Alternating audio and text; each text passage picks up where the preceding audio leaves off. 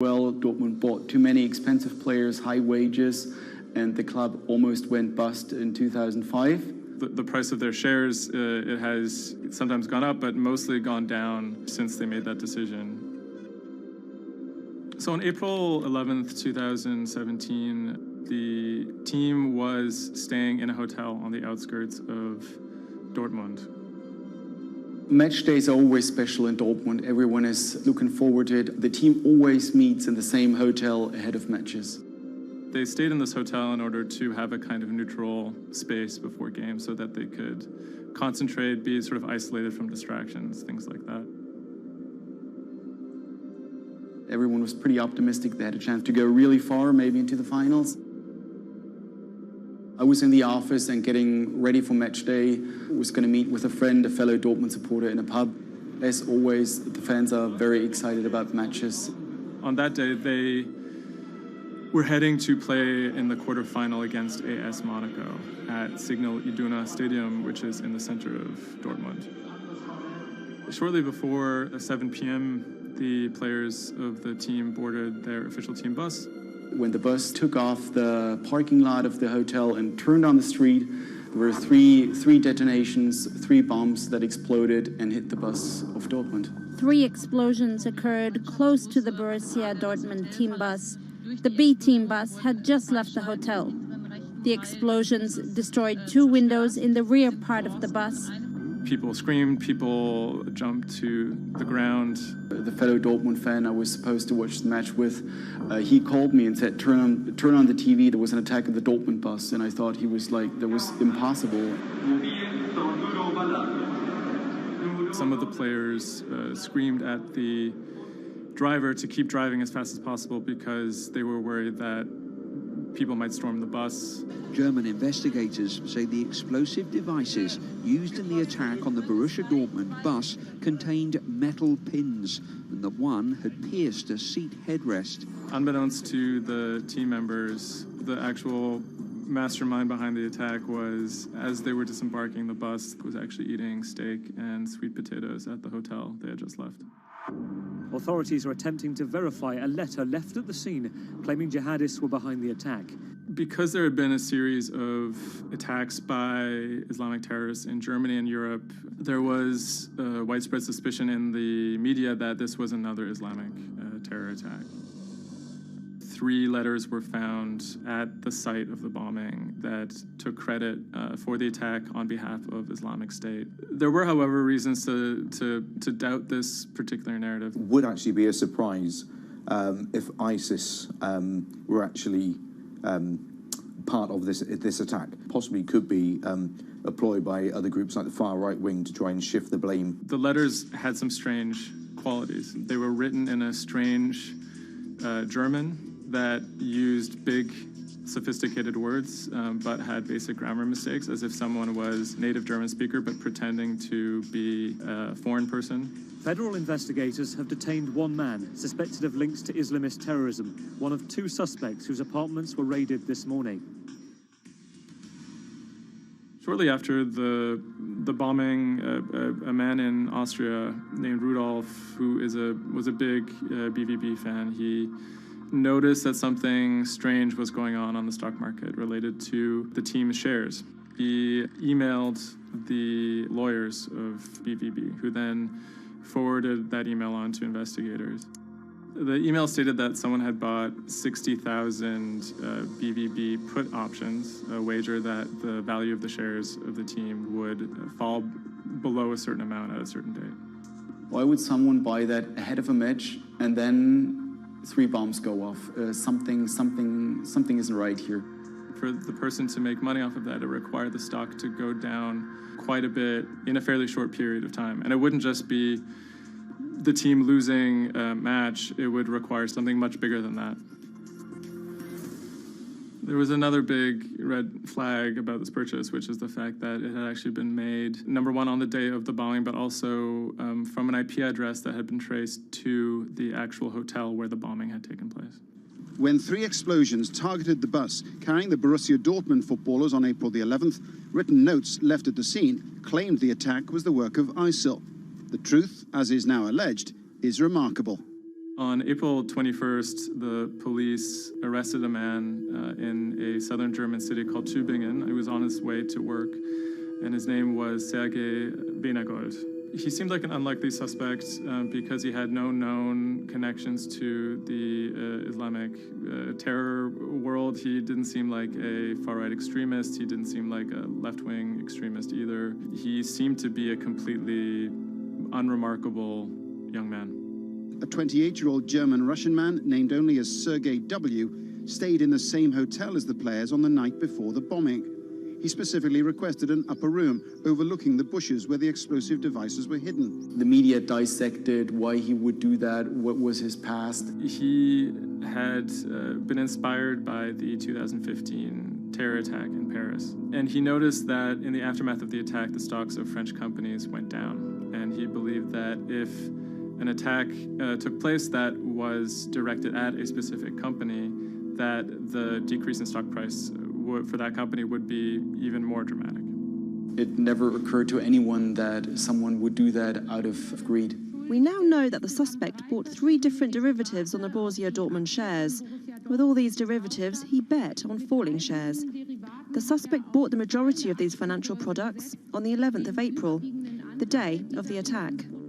If the plot had been completely successful and the stock had reached a value of 0, Venergold would have made up to 570,000 euros, or the equivalent of about $608,000. Ultimately, the plan completely backfired. The attacker, Sergei Venergold, didn't make any money. In fact, he lost money.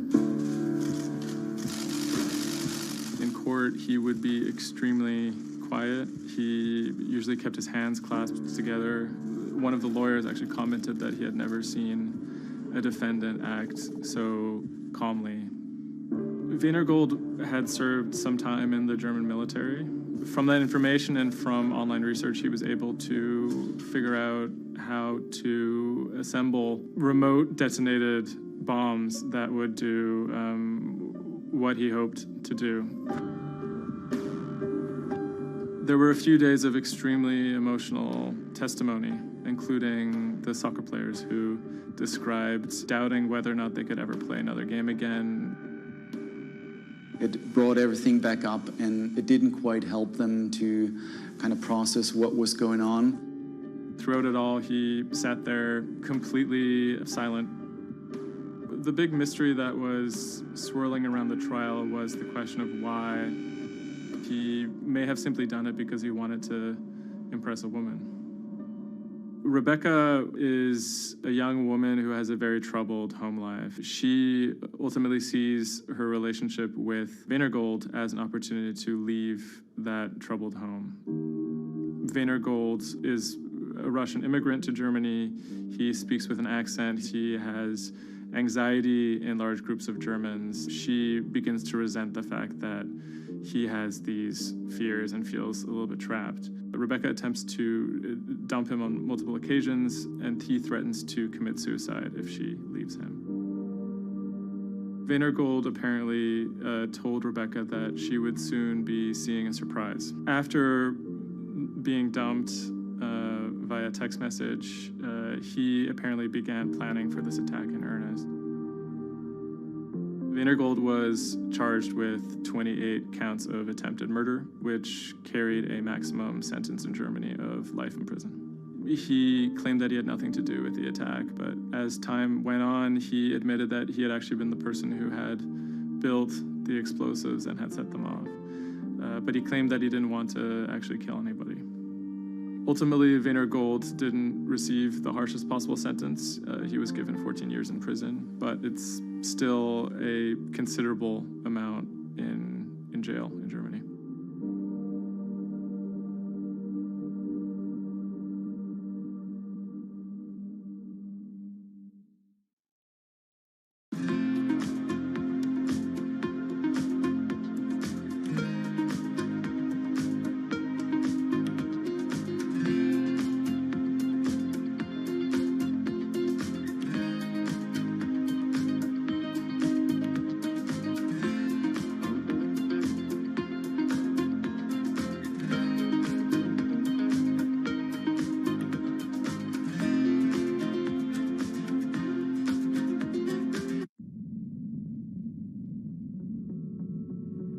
The threat of an asteroid hitting Earth is very real. If it's big enough, it's also very final. These are very, very infrequent events. The probability is not zero, though. A blinding flash of light streaking across the sky. About 100 tons of space rock falls on Earth every day. Most of it is so small it burns up in our atmosphere or lands unnoticed away from major populations. No human in the past 1,000 years is known to have been killed by a meteorite, and according to NASA, no large object is likely to strike the Earth any time in the next several hundred years. However, one thing is certain: we haven't found them all. There are thousands out there, and we don't know where they are.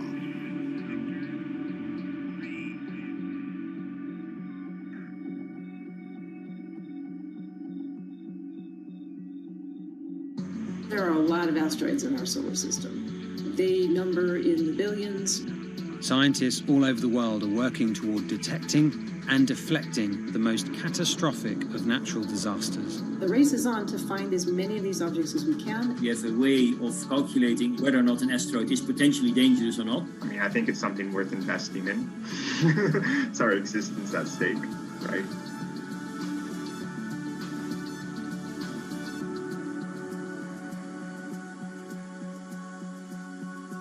Amy, let's get this one out of the way. It's probably the question you get asked the most, but how scared should we be? Asteroids and comets are a natural hazard that's out there like a lot of other natural hazards. These are very, very infrequent events, these collision events, where an object actually impacts the Earth. The most important thing that we need to know about asteroids is when the next impact is going to happen and how bad it will be. What we know is that an object that's about, say, a kilometer across is capable of causing very, very wide devastation across the planet, really, truly global devastation. The object that wiped out the dinosaurs was somewhere in the neighborhood of 5 to 10 kilometers across, so even bigger than that. At a kilometer, it's still going to be very bad and it will have global effects. For objects that are capable of causing what I would call sort of regional damage, kind of a large major metropolitan area, a city and its surrounding environment, sort of around 100-ish meters. It depends on the details of the composition and so forth. By the 1980s, NASA was cataloguing near-Earth objects. In 1994, stargazers watched as comet Shoemaker-Levy 9 hit Jupiter. The resulting zone of chaos was estimated to be as large as the Earth, and the event became a turning point in the search for asteroids and comets in our solar system. In 1998, Congress tasked NASA with finding 90% of asteroids and comets 1 kilometer wide or larger. Soon after, Hollywood blockbusters Armageddon and Deep Impact brought attention and fear to the masses. The great news is that the vast majority, more than 90% of all the really large 1 kilometer near-Earth objects have been found. The challenge now is working down to these smaller sizes that are still quite capable of causing a lot of damage, but they're just harder to spot because they're fainter, they're smaller. Can you give us a sense of how many are out there in our solar system? We know that there are a lot of asteroids in our solar system. They number in the billions. Most of them, however, are between Mars and Jupiter in what we call the main asteroid belt. This is a region of space where most of the asteroids in the inner part of our solar system live, and they stay there for many billions of years. There is another population, though, that kind of leaks inward and gets into the region somewhat close to the Earth, and we call these near-Earth objects. We think that there are millions and millions of near-Earth objects that are out there in the total population. As of today, we know of sort of around 20, 25,000, something like that. When we first spot an object, we really know very little about it. We just see something moving across the sky. So all you get is just sort of a handful of snapshots, just enough to be able to tell that this isn't an asteroid that we've already seen before. And then once we can calculate the distance to it, we can now start to make predictions about its true size. Is it large or is it small? So we have a lot of information that we have to get pretty quickly to really understand what's going on. Finding asteroids is just one piece of the puzzle. Planetary scientists are extremely skilled in determining the orbits and speeds of asteroids based on relatively small amounts of data. NASA runs simulations of the trajectories asteroids could take, which is useful but time-consuming. A team of scientists in the Netherlands have found a way that could buy us more time. Our method is very quick. So you can very quickly get an assessment of whether or not the object is dangerous or not. If you look at the classical way of determining the danger of an asteroid, it may take days of computing time on very big machines to determine this hazardousness. The current problem is that there's just too many asteroids out there to spend a huge amount of computational power on all of them. So the neural network allows us to focus on what really could go and pose a hazard to Earth. A neural network is a computing system that mimics the way the human brain operates to find underlying relationships in a set of data. By training the network in this way, you train it in recognizing those objects that are most likely to hit the planet. And once it's trained, you can apply this network to all the unknown asteroids. And then you can make a selection and saying, hey, these are the ones which appear to be having orbits similar to the ones which we know are hitting the planet. That doesn't mean that they do, but it only means that they look very similar to the ones we know they do. What else did you find? Should we be particularly concerned about anything? One thing that we did find is that our neural network was able to go and identify a handful of asteroids which weren't considered potentially hazardous, that when we went and integrated them forward in time, they came quite close to Earth. We find a handful which were not detected before or not considered being dangerous before, and we think they are potentially dangerous. It's very hard to simulate kind of going forward in time an asteroid that's going to hit Earth because, well, the Earth is really small. And space is really big, and then you have to have very exact parameters to shoot an asteroid that goes and hits exactly Earth. And then Simon had the ingenious idea of not even trying to do that and just launching the asteroids from Earth's surface and integrating backwards in time. It's very hard to make it hit. So you need a lot of calculations which all end up in nothing. And the idea was then well, let's not do that. This is basically what NASA is doing. NASA is taking an asteroid, making multiple copies of them, shooting them all forwards in time, calculating their orbits, and then see what fraction sort of gets close to Earth. Not even hitting Earth, but getting close to Earth. And that they call it a potential impactor. So you calculate the solar system forwards in time for, let's say, 1,000 years. And then you launch asteroids from the surface as if you go forwards in time, would fall on the surface. You calculate them backwards to today, and then you get your orbital parameters of today's asteroids, which you know will land on the planet. And those you can use as known impactors and compare with all the other asteroids in the solar system. Can simulations and AI, can those things fill in the gaps where perhaps telescopes and other imaging tools can't? Absolutely. Since the observations get more complex, the physics gets more complex. And if the physics get more complex, the mathematics becomes more complex. And at some point, you can't solve your problems analytically anymore.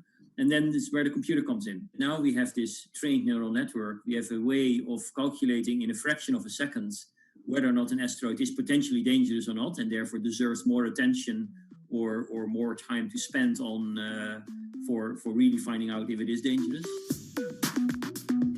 When it comes to hunting asteroids, time is critical. What we can do about a potentially hazardous object depends a great deal on what we know about it and how much time we have before the encounter. We'd really like to find them when they're decades away, because the more time you have, the more options you have, and the less energy it takes to move an object aside. It also means we might not have to resort to launching a nuclear warhead at an asteroid. Until recently, pretty much our only choice. That's an option of last resort, in my opinion, yes. We have lots of options available. You can just simply bump into the object and just nudge it out of the way. That's one possibility, and that's kind of, in a way, sort of the simplest thing to think about, just nudging it off its path a little bit with, a massive object, a spacecraft, let's say. It's kind of like bowling, if you will. If you have a long time or a long stretch of runway in the lane, just a very small twist on the bowling ball will make a big change in where it ultimately ends up. Another option would be something where you take a very big, massive spacecraft and you park it next to the object and you use the force of gravity as a towing rig. That takes longer, though, and you need to be able to send a pretty massive spacecraft, and it obviously depends a lot on how big the asteroid is. Other options start to get more and more complicated, and they range from painting one side of the object a white color and painting the other side dark, and then letting the pressure of light sort of perturb its orbit. In a departure from the lab and computer simulations, NASA has real plans to rehearse kinetic impact deflection. In 2021, the agency will launch DART, the Double Asteroid Redirection Test mission, which will intercept a 160-meter asteroid in 2022. Better to practice now before we have to deal with an actual threat. In the meantime, discovering asteroids is our best bet. Thousands of scientists and amateur astronomers around the world make up an informal network that survey the heavens. But that may not be enough.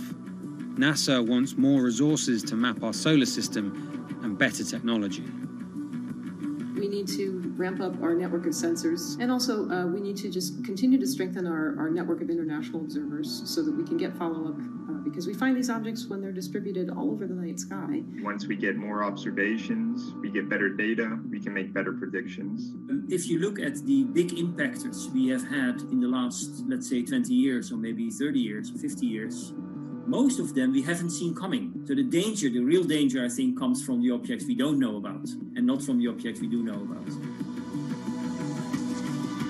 This particular natural disaster, like a lot of natural disasters and like climate change, is a problem of the global commons.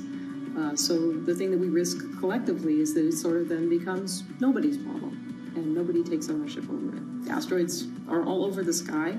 They just truly cross boundaries and borders with a second's notice. I kind of imagine in the future maybe lots of small satellites around the Earth that are always going and looking outward. I mean, I think it's something worth investing in. It's our existence at stake, right?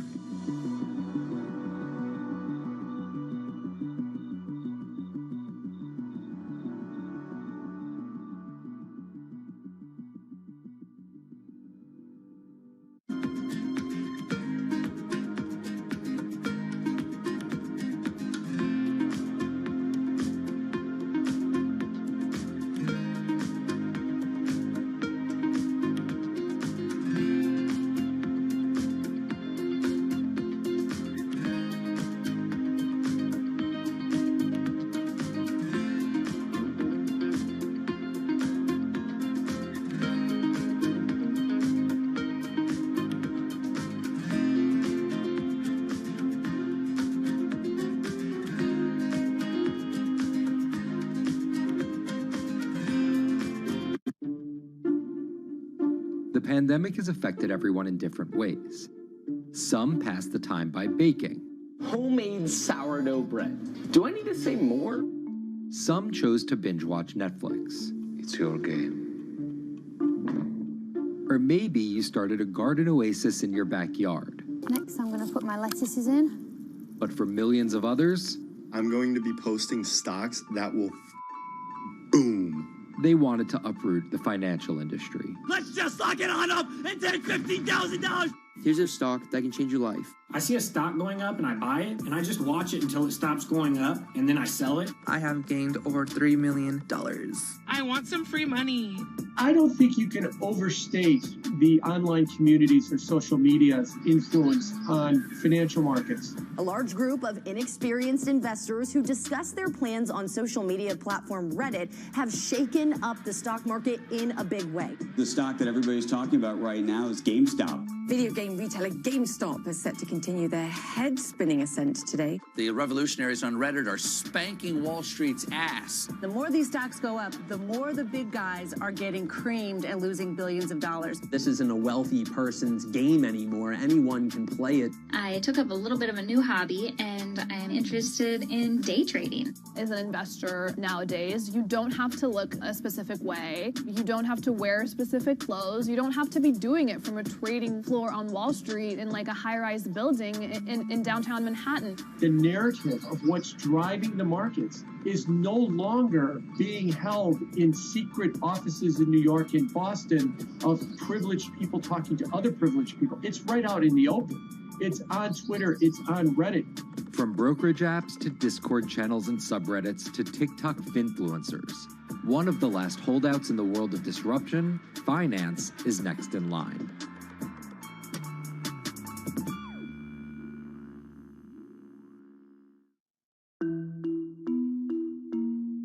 Investing should be as ubiquitous as shopping online. That's Vlad Tenev, the CEO of Robinhood, the online brokerage app, talking about how he wants his app to disrupt the world of stock trading like Amazon disrupted the world of home shopping. And I think that speaks to exactly the mission that a platform like Robinhood has, which is to democratize investing. Robinhood was started in 2013 by Vlad Tenev and Baiju Bhatt in, where else, Silicon Valley, as an alternative to the big brokerages, but with one big difference. As they were building the social network around finances for people, they realized that there was a gap in the market and that free trading could become something that they could bring to the markets, they could disrupt the industry. While no-fee trading is industry standard today, it was unheard of when it was first introduced.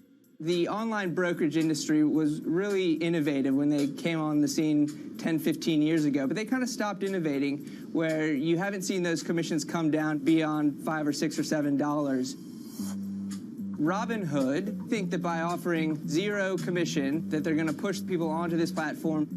And on top of no-fee trading, the customers Robinhood was courting have been long overlooked in the world of finance. So the typical customer of a Charles Schwab, for example, is putting a lot more money in that brokerage account than the typical customer at Robinhood. Even today, with all of its popularity, the median account size is about $240.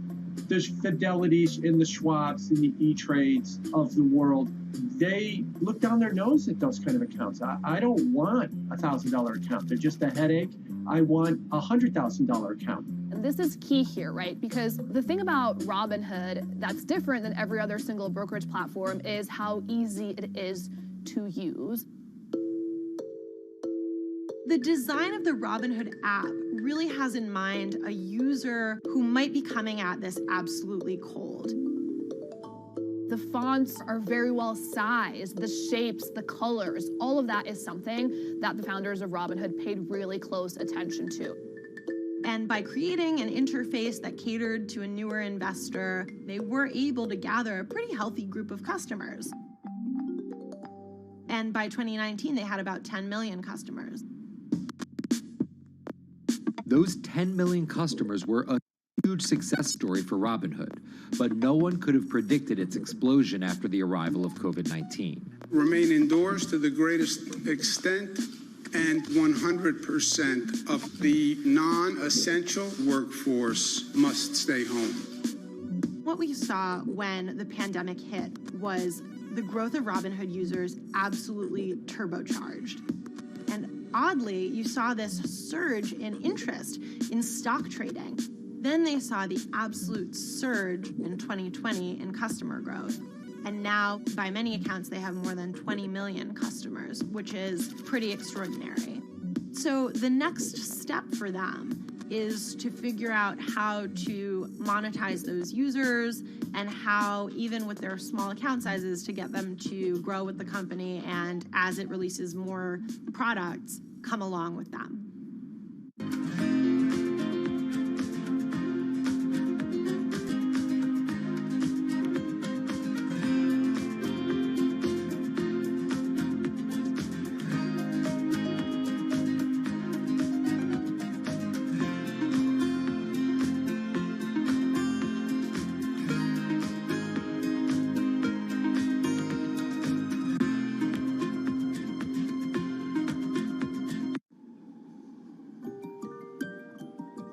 Robinhood would become one of the COVID economy's breakout successes. Robinhood traders, as they're called, became the shorthand explanation for the frenzy of often speculative retail investing after the pandemic lockdowns. Kids wake up in the morning, they go on Robinhood. They're, in the shower, they check Robinhood. Kids are learning how the stock market works at 18 while they're at school, checking their phones in between classes because notifications pop up telling them what their stocks are doing that day.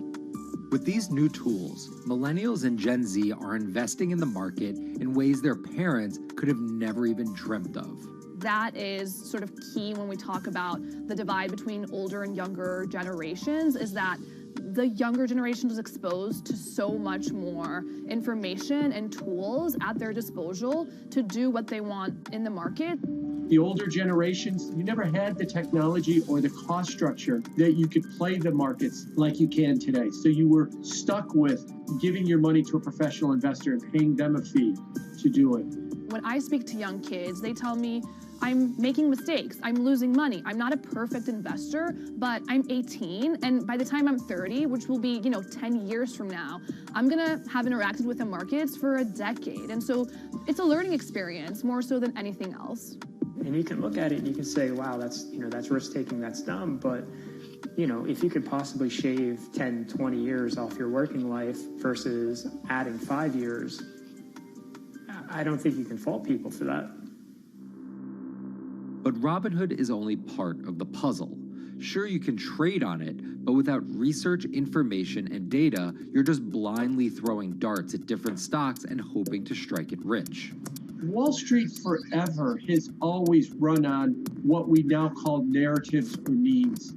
People telling rumors to each other have been around for 100 years. On Wall Street, information is its own currency. Historically, either you had it or you didn't, and the people who had it had a huge advantage. In the past, those narratives and memes didn't have a network effect. It would be one person telling another person over the phone. In fact, when I broke into this business in the 80s, a lot of people used to complain that they weren't on the call list to get those ideas. Social media changed all of that. Fast forward to 2021, that's being done on the internet now. And that's being done on Discord and Twitter and StockTwits and Reddit. And the impact is very similar, but orders and orders of magnitude larger. As social media has played a bigger part in our lives, it's also played a bigger and kind of more important role in how people find investing ideas online and on these platforms. How do those ideas spread? On TikTok. Yes, that TikTok. Soon may the weatherman come to bring us sugar and tea and rum. People aren't just going to it for sea shanty videos. The personal finance hashtag on TikTok has garnered 3.5 billion views from its 1 billion monthly active users. By comparison, videos found under the cooking and health tips hashtag have 2.6 and 2.1 billion views respectively. The trajectory of Robinhood and TikTok were literally on par. What happened in the stock market this week? So the word of the week is expectations. Absolutely essential that you guys understand the risks of shorting. And Kayla Kilbride and Kyla Scanlon are two of those financial influencer TikTokers, also known as finfluencers. I think people still care about fashion, they care about culture, but it's also like there's this big behemoth thing called the stock market that we really don't know a whole lot about, and it's gatekept behind the industry. And so people want to unpack that. And so my audience is, a lot of them are younger investors who are looking to hone their skills. Tech and write-up. Kyla and Kayla are two of the more, let's say, professional TikTok influencers. The Tesla ARK Bitcoin Biotech Risk Cluster. I've been trading since high school, and it was a really interesting way for me to fill out my decision-making frameworks and to think about thinking. And I think that the more that we can have people thinking about finance, the better that we're going to progress as a society. I think it's a huge gap in our educational system. If you're going to buy an option for a stock you think is going to go up, it's a call. So think of it like this. I made the options video where I was like, options are just like shopping. Rumor has it that this pallet's about to go up in price. So if I come in tomorrow, can I still buy it at said price? And a ton of women just attacked that video and were like, you explain things so much better than my boyfriend or my professor, or I could sit and listen to you all day. And I was like, this is what I was looking for. But TikTok's algorithm does not reward calm and measured videos about responsible investing. It rewards this. Watch this video for 30 seconds and you'll be rich for the rest of your life. I try not to say the A word, the ALGO word, because TikTok listens to us. The algorithm does impact how you feel. You know, you do notice which videos do better versus which videos do worse. How do you catch someone's attention in less than 60 seconds? And how do you make it something that they're like, I need this in my life? Nearly impossible to do that in 60 seconds. But the people who perfect it are the people that you're going to watch and going to stick around. And where people are sticking around? Reddit. And its nearly countless subreddits about finance.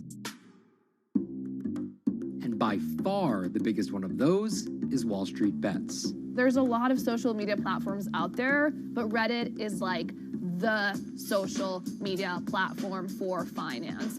Places like Wall Street Bets is where it all goes down. Started in January 2012, it wasn't long before Wall Street Bets adopted a 4chan-like etiquette, leading to their tagline, like 4chan found a Bloomberg terminal. We had all these unexplained stock moves, and we would be grasping for why stock XYZ jumped 20% in a day. And you would look at Wall Street Bets, and you would see people there talking about buying options in that stock, and it sort of, squared the circle, so to speak, and started making sense. And it was at that point that it was like, wow, we have to start paying attention to this. Some people on the platform really spend tons of time, and others are just looking for entertainment and to have a little bit of fun, effectively gambling or looking for an outlet, trying to make a little bit of money. Then on top of all of that, there were stimulus checks. Now, clearly, this money is going to people who need to use that to eat, to live, but there's a lot of people who use this money to invest in the stock market. And it's not just stock tips. People quote-unquote YOLO their entire life savings or stimulus checks on a single stock. They post what is called gain and loss porn, screen-grabbing staggering hits and misses on stocks for the entire community to see. I'm about to lose everything. And while some of the people on Wall Street Bets are novice investors, the community contains multitudes. In one respect, what it did show us among these network groups is they are very sophisticated. They're not a bunch of ignorant people talking to other ignorant people. And this is where the pieces of the puzzle all come together to wreak havoc on Wall Street for a solid week in early 2021. It's pretty clear that the combination of more people having retail brokerage accounts and trading apps and more people being stuck at home looking for some kind of entertainment and some kind of community online came together in this very singular way. What came together is GameStop. Let's go back to the beginnings of what happened with GameStop a couple of years ago.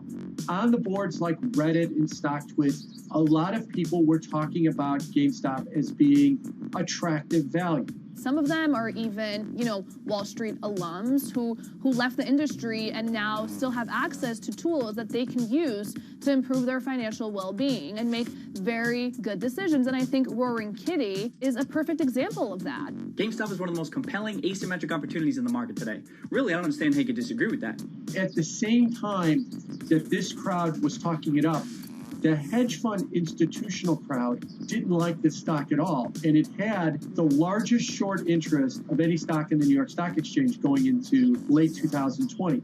Short selling is a bet that a stock price will fall, and it's a fairly simple concept. An investor borrows a stock and then sells it. The investor is betting on buying the stock back later for a lower price before returning it to the original owner, pocketing the price difference.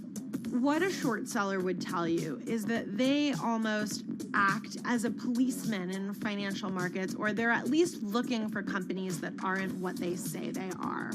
And that can range anywhere from an outright fraud that some short sellers try to expose to just a company that's not worth as much as investors think it is. The problem is, if the stock price rises, the short seller has to come up with the money to buy the stock back. And the more it rises, the more it costs. And that's what's called a short squeeze. And the hedge fund Melvin Capital was on the wrong end of that squeeze. Melvin Capital lost over 50% of its money in the month of January alone, just from being caught in the short squeeze of the stock. This is where the disruption comes in. One of the most wild stories you're ever going to see. GameStop shares absolutely going nuts. In less than a year, the company's stock has jumped from less than $3 a share to almost $350. Cheers, everybody! Roaring Kitty has turned $50,000 or so investment into some $14 million. Whoa!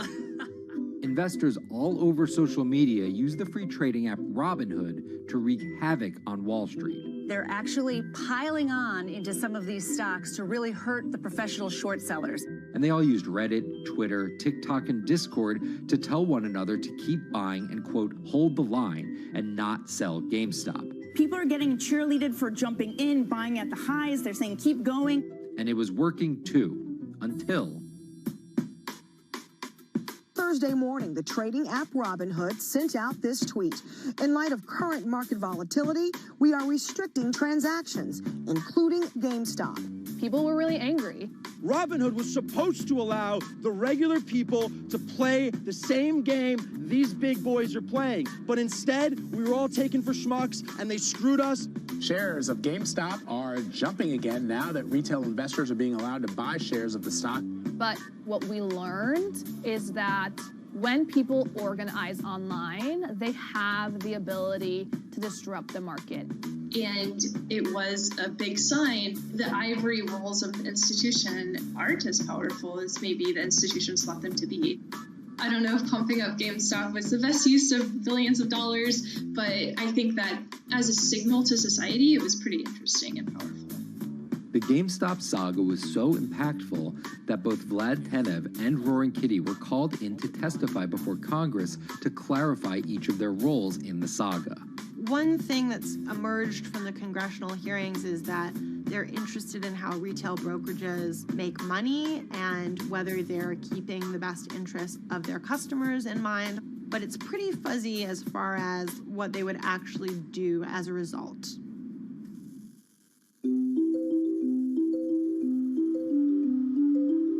While the frenzy around GameStop eventually subsided, it didn't take long for retail investors to find other areas to invest their money.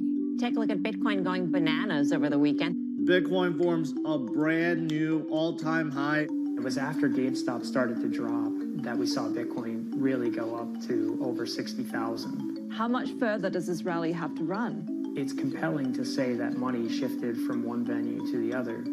While correlation doesn't equal causation, there's a chart out there showing an inverse correlation on meme stocks going down and cryptocurrencies going up.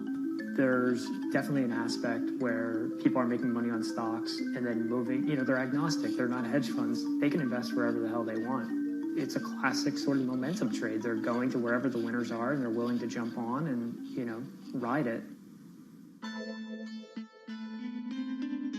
So whether it's meme stocks like GameStop, meme coins like Dogecoin, or entirely new ways to invest in art like NFTs, the new kind of retail investor is making its presence known.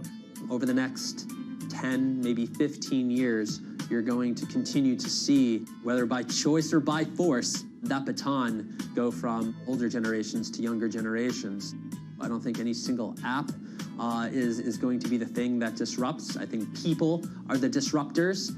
How people get ideas about what to invest in has become increasingly entwined with social media. And as social media companies govern more and more of our lives, the fact that now they're tied in more intimately to people's wallets is something that we might want to understand better.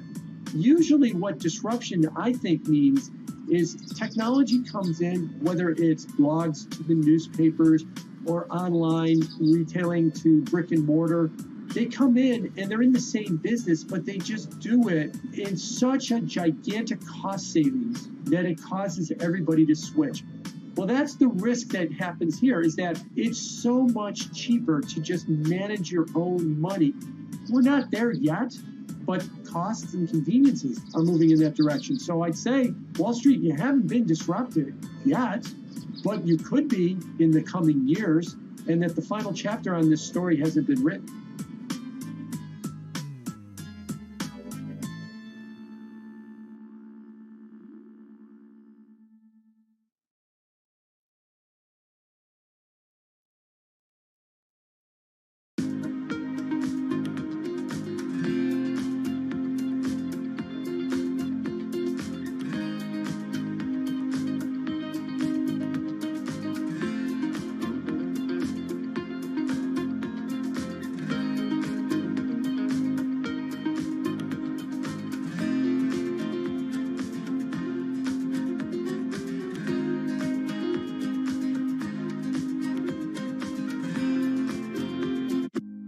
Bloomberg's own David Nicholson. Now, his happy place is out in the field, on the open road.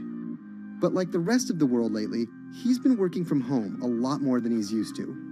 COVID-19 has prompted a massive urban exodus as professionals of every ilk yearn for more space to live and work. As a result, rural areas have exploded, and they're poised to experience a resurgence as more and more families pack up and leave the big city to try out life in the burbs. But there's one problem with that. Not all internet speeds are created equal. Anyone who might need to upload or download large files for a living may not want to pack up and move to that cabin in the woods just yet. Now, David's house isn't a cabin, but it is in the woods, and inexplicably, his internet is workable. My internet is okay. I pay a lot for it. It's around $140 a month. The download speed's great, and the upload speed is terrible, which is really bad for my work because I have to upload these massive files. But I'm definitely one of the more lucky ones in this community. Just a few miles down the road, my buddy has awful internet. It's usually under 2 down and under 0.2 up, so it's often unusable. Some days it's around 1, and other times it'll drop down to about 0.2, 0.3. I just want to be able to have internet at my house without having to go outside the normal ways of acquiring internet. It's really frustrating. We're literally a few miles away from downtown, and it just cuts off. This is a problem, and the solutions are not there yet, because getting high-speed internet in rural areas en masse is something our providers may simply not be ready for.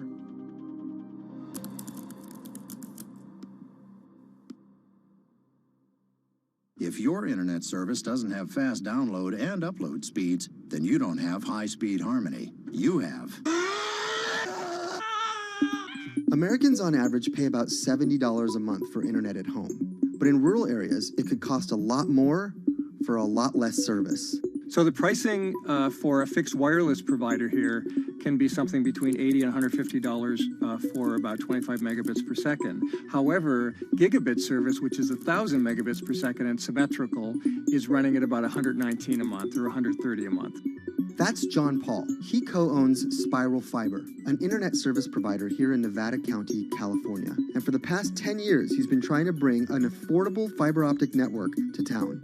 It all started when he applied to be part of the pilot program for Google's fiber service.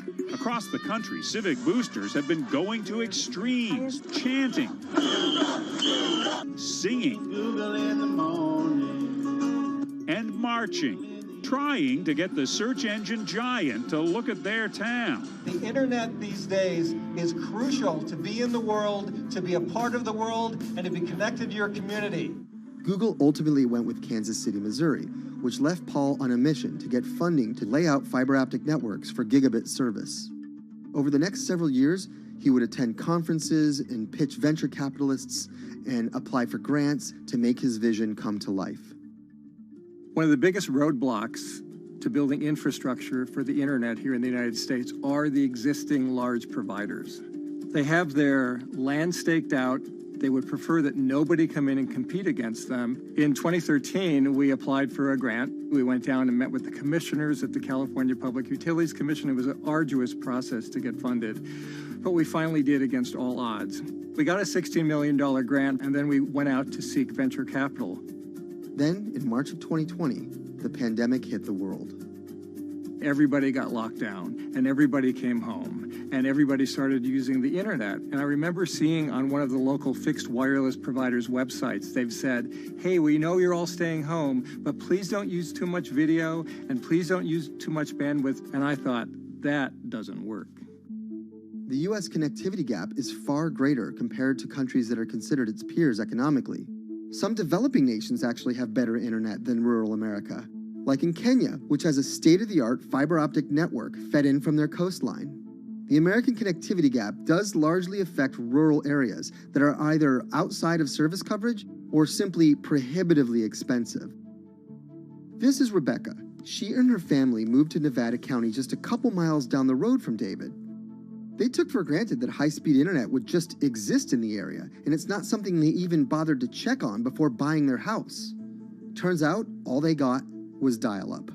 We wanted to move where we had a little more space, room for the kids to run around, just be out in the mountains a little bit more. Having come from a bigger city area where Wi-Fi is pretty readily available, we hadn't really considered that in our purchasing of the house, whether that would be an option or not.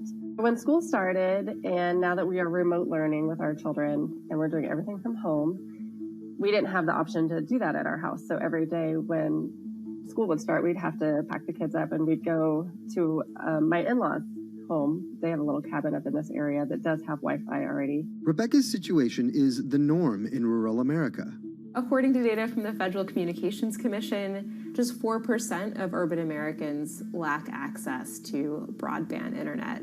That's compared to almost 40% of people who live in rural areas. But while that was the case, there were also racial and socioeconomic divides in terms of who had that access. In addition to that geographic difference, low-income African American students, Latino students, and first-generation college students were more likely than others to have only one device at home that's shared among multiple siblings and or lack access to that actual connection.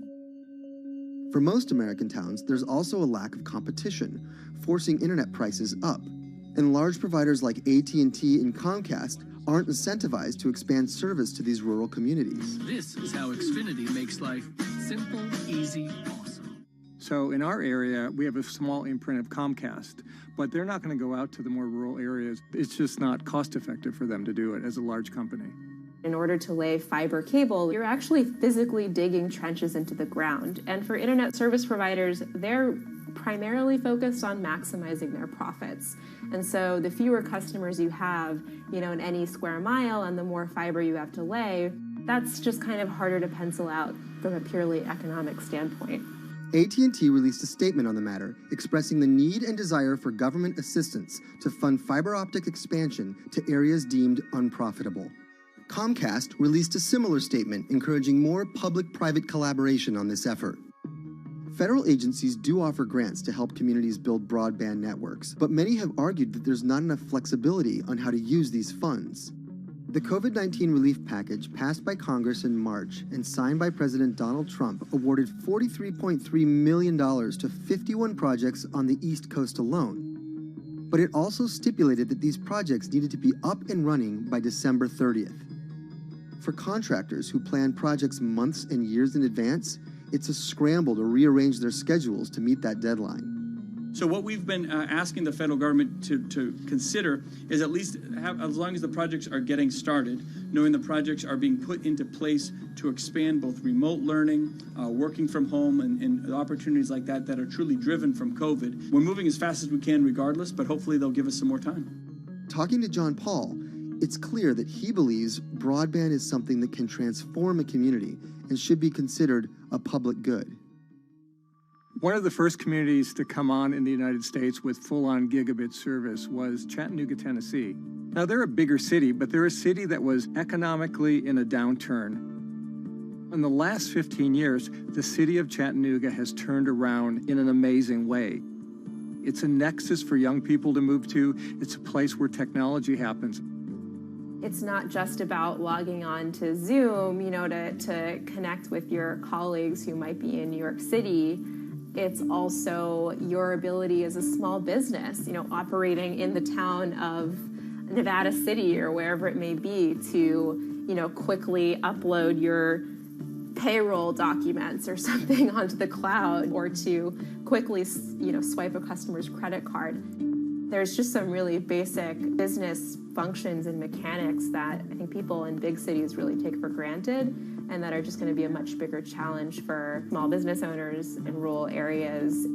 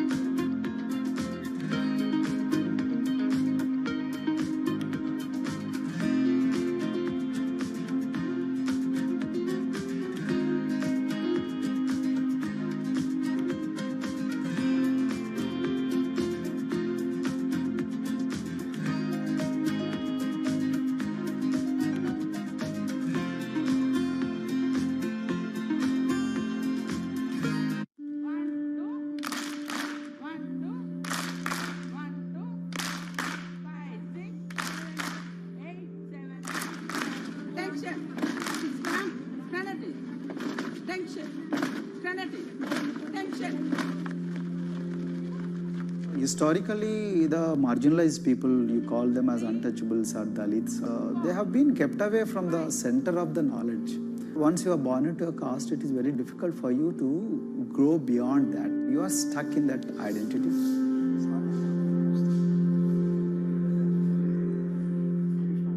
Education is the best way of liberating them. So that's how I chose to work in education sector. The kind of education that we are giving to the marginalized people is going to change not just the fate of these communities in Telangana, but it is going to be the source of inspiration, source of hope for all the marginalized in this country.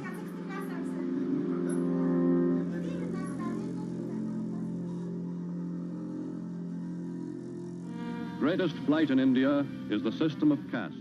For generations of Indians, the social code known as the caste system has defined how people earn a living and whom they marry. Although outlawed 7 decades ago, castes remain a significant factor in deciding everything, from family ties and cultural traditions to educational and economic opportunities. Dalits, people who are on the lowest rung of the caste system, constitute almost 1/5 of India's population of 1.3 billion. Not able to afford the high tuition of private schools, many are forced to attend government-funded institutions, which in the past have suffered from poor infrastructure, lower education standards, and high student-to-teacher ratios. But Dr. Praveen Kumar is trying to change that.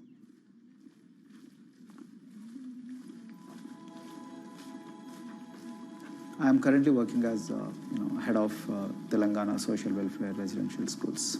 So totally above 400 schools I manage. These are all residential schools for the students who are historically marginalized but talented and then poor. My friend also Of them, 60% are girls and then 40% are boys, because girls are more marginalized among the marginalized. Their voices are always suppressed.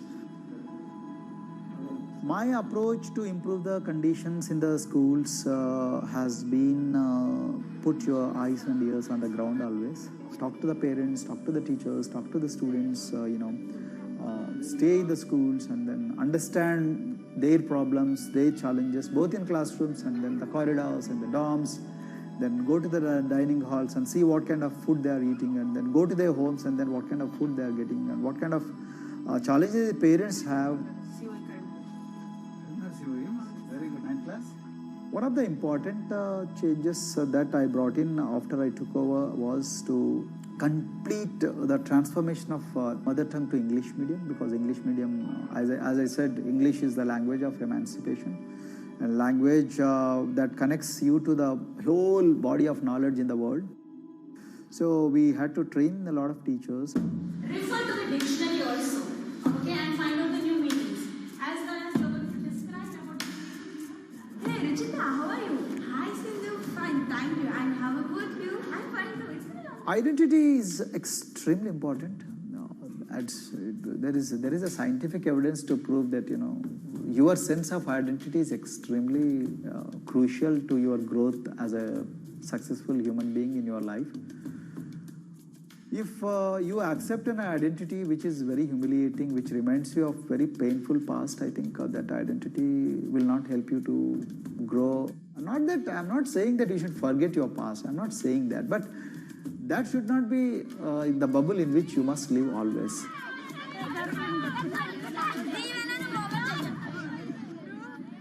Sweros is an alternative identity. S stands for state, W stands for welfare, Aero, SW and then Aero is Swero. So the idea is your dreams have to be skybound. So that is what we are trying to achieve by changing the identities. Like, you say, I'm a Swero and I aim to be a doctor. I am a Swero, I aim to be a top-notch engineer. I am a Swero, I aim to be a top bureaucrat of this country.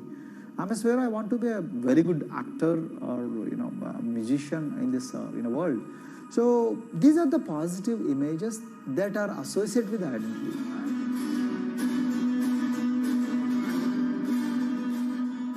Just to give an example to you, in 2012, in our institution, we used to produce about 6 doctors per year.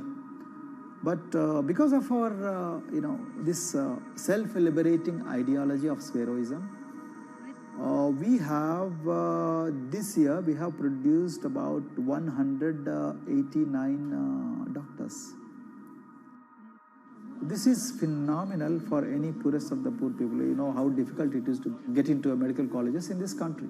So, but today, because of this ideology, the students have been able to achieve this, feat.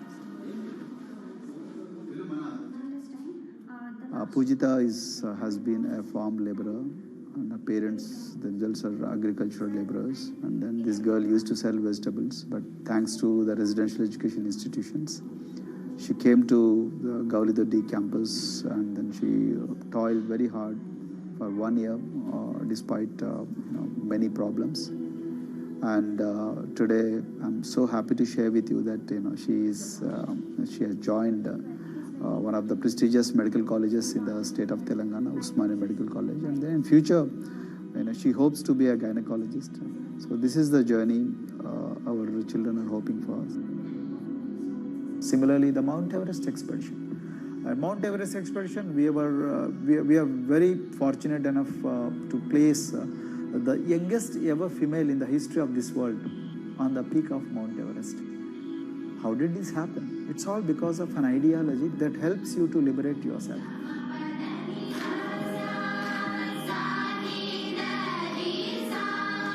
We brought a lot of extracurricular activities, and most of them got institutionalized now. So, for example, music.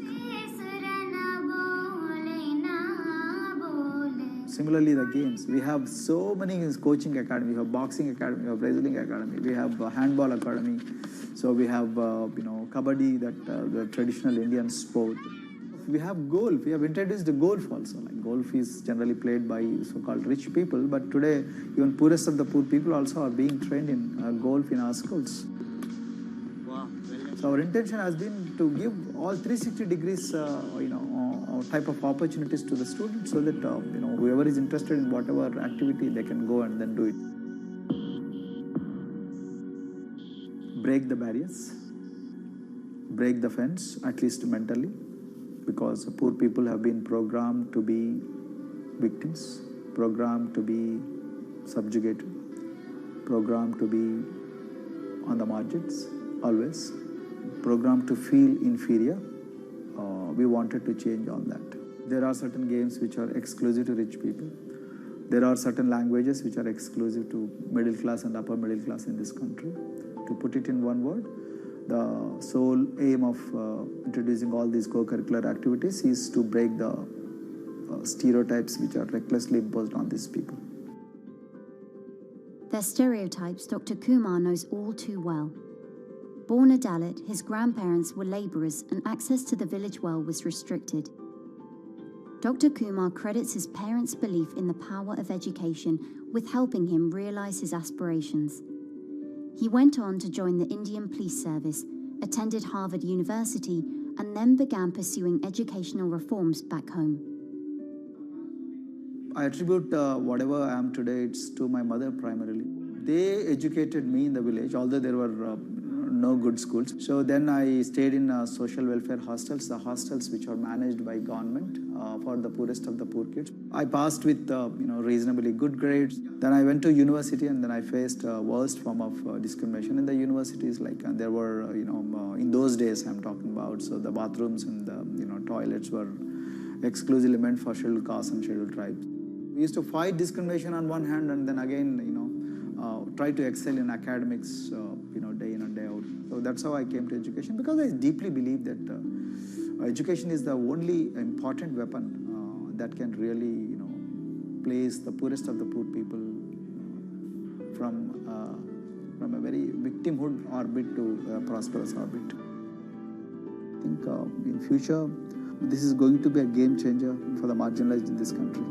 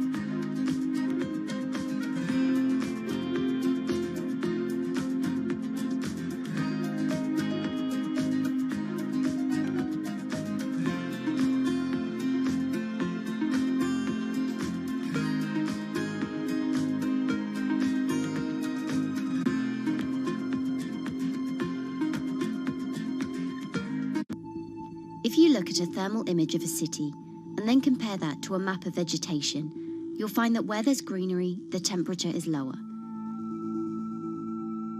That's because things like asphalt, concrete, and shingled roofs absorb more heat from the sun than trees.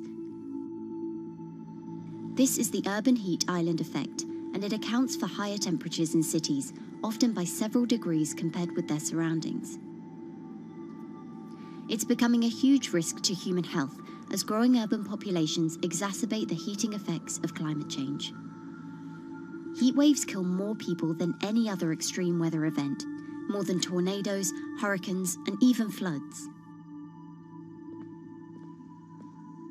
That's why urban heat island mitigation strategies are being studied in Singapore by a group of researchers.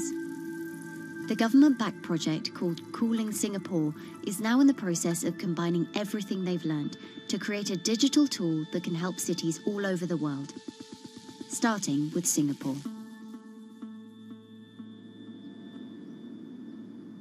In Singapore, close to the equator, temperatures regularly rise above 32 degrees Celsius or 90 degrees Fahrenheit. And the city structures only make it worse. And that is also the case for Singapore, which is basically a concrete jungle, more urbanized, more developed city. And even in Singapore, what you have is a situation whereby there's a temperature difference of 7 degrees Celsius between the more urbanized and the more rural areas. The government has taken drastic steps to keep temperatures down. This is Gardens by the Bay, an award-winning park. And inside this greenhouse is a pleasant 24 degrees. That's because the dome, along with 24 nearby towers full of thousands of people, is chilled by what's probably the world's largest underground district cooling system. It uses a large central plant that cools water and then pipes it into banks, residential towers, an exhibition centre, shopping malls, and the city's iconic Marina Bay Sands hotel and casino complex. So one of the biggest perks of using this system for the buildings is that they can save 40% in terms of electricity usage compared to your traditional air conditioners. And with Singapore relying on natural gas for most of its power, this new system means emission savings equivalent to removing 10,000 cars from the city's roads. That has big implications for the rest of the world. If things stay as they are, more than a third of the world's electricity could end up being used to cool buildings and vehicles by 2050. As the world gets hotter, gets warmer, there is a greater need for air conditioning and as well as refrigerators, for instance. And the more people are buying these household appliances, the more energy usage they use, and they release heat more, and that then exacerbates climate change. It's a vicious circle. And so since 2017, researchers at Cooling Singapore have been identifying design solutions that reduce our need for so much cool air in the first place. One thing many cities have in common, and that's the importance of vegetation. That's a very important measure to mitigate the urban heat because of the shading effect, of course, and the psychological effects of the vegetation, and also because of the possible evaporative cooling effect of the vegetation. Vegetation can be, of course, on the ground floor in form of trees and shrubs, and you can walk under them. This is the so-called canopy layer that the vegetation forms above us. But vegetation can also go up the facades of buildings, and it can go to the roof of the buildings. Luckily, Singapore has been striving for the garden city feel for quite some time. It was a vision initially introduced by then Prime Minister Lee Kuan Yew in 1967 to make life more pleasant for people. And today, Singapore is one of the world's greenest cities in terms of urban vegetation. Kampung Admiralty, a community centre that contains health facilities and social spaces, now provides more green space than the plot of land it was originally built on. It's topped by a roofscape of staggered terraces covered in local plants, which functions as a community park. And a village green in the centre that contains farm plots for residents to tend to. Park Royal on Pickering was designed as a hotel in a garden that doubled the green growing potential of its site.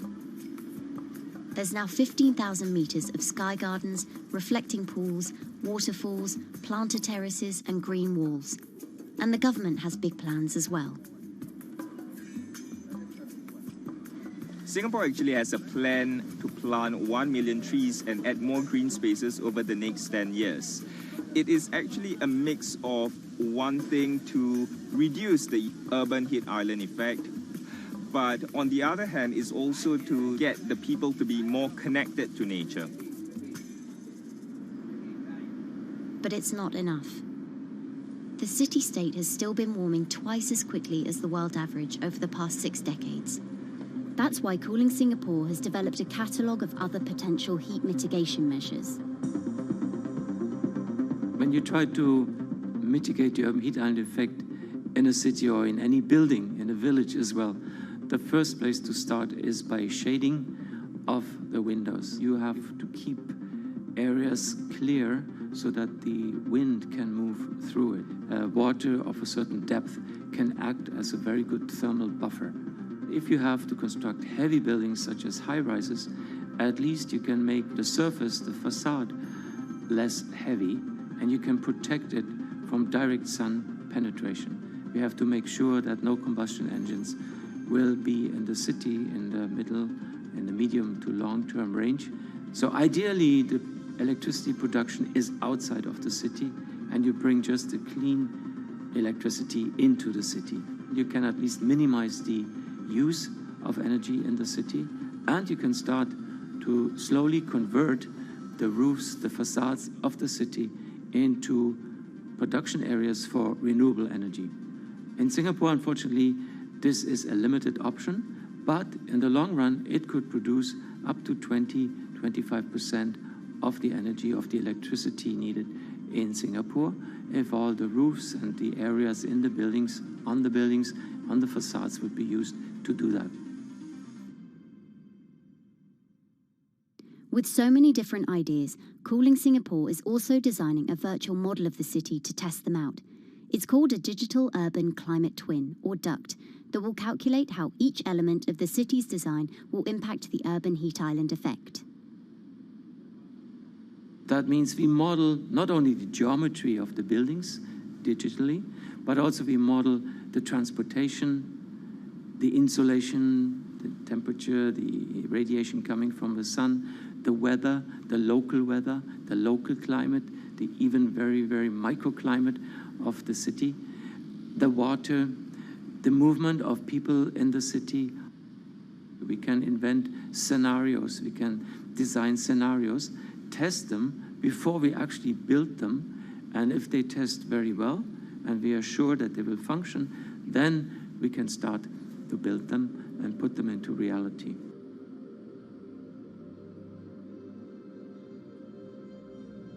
Singapore will be using this new tool to figure out which actions it should take next. And the model can be applied to any city, whether it needs to keep heat out or keep heat in, which will ultimately save energy, slow climate change, and improve our quality of life. So this is something that Singapore will be able to export, maybe even together with its city development systems that it already has. Singapore is one of the very few cities in the world that really combine this scientific approach with a very well-established urban redesign and urban design approach. Through its agencies and the combination of its agencies, it has achieved a lot in the past. If it keeps following the scientific path and the combination with the other knowledge in the city already, we think that it will be a very comfortable and very livable city in the future, even more than today.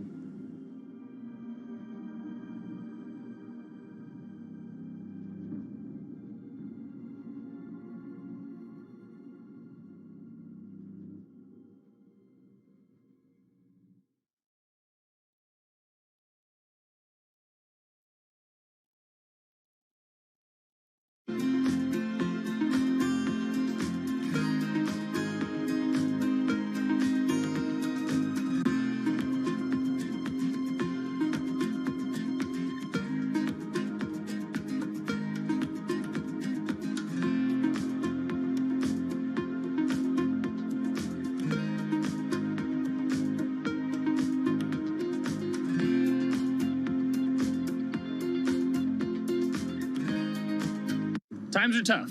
Jobs are scarce. It's risky to be outside and around others. Seems like there's very few ways to make extra money during a pandemic. So I guess I'll just hunker down and binge social media until this all blows over. Wait, don't these people make money? How do these people make money?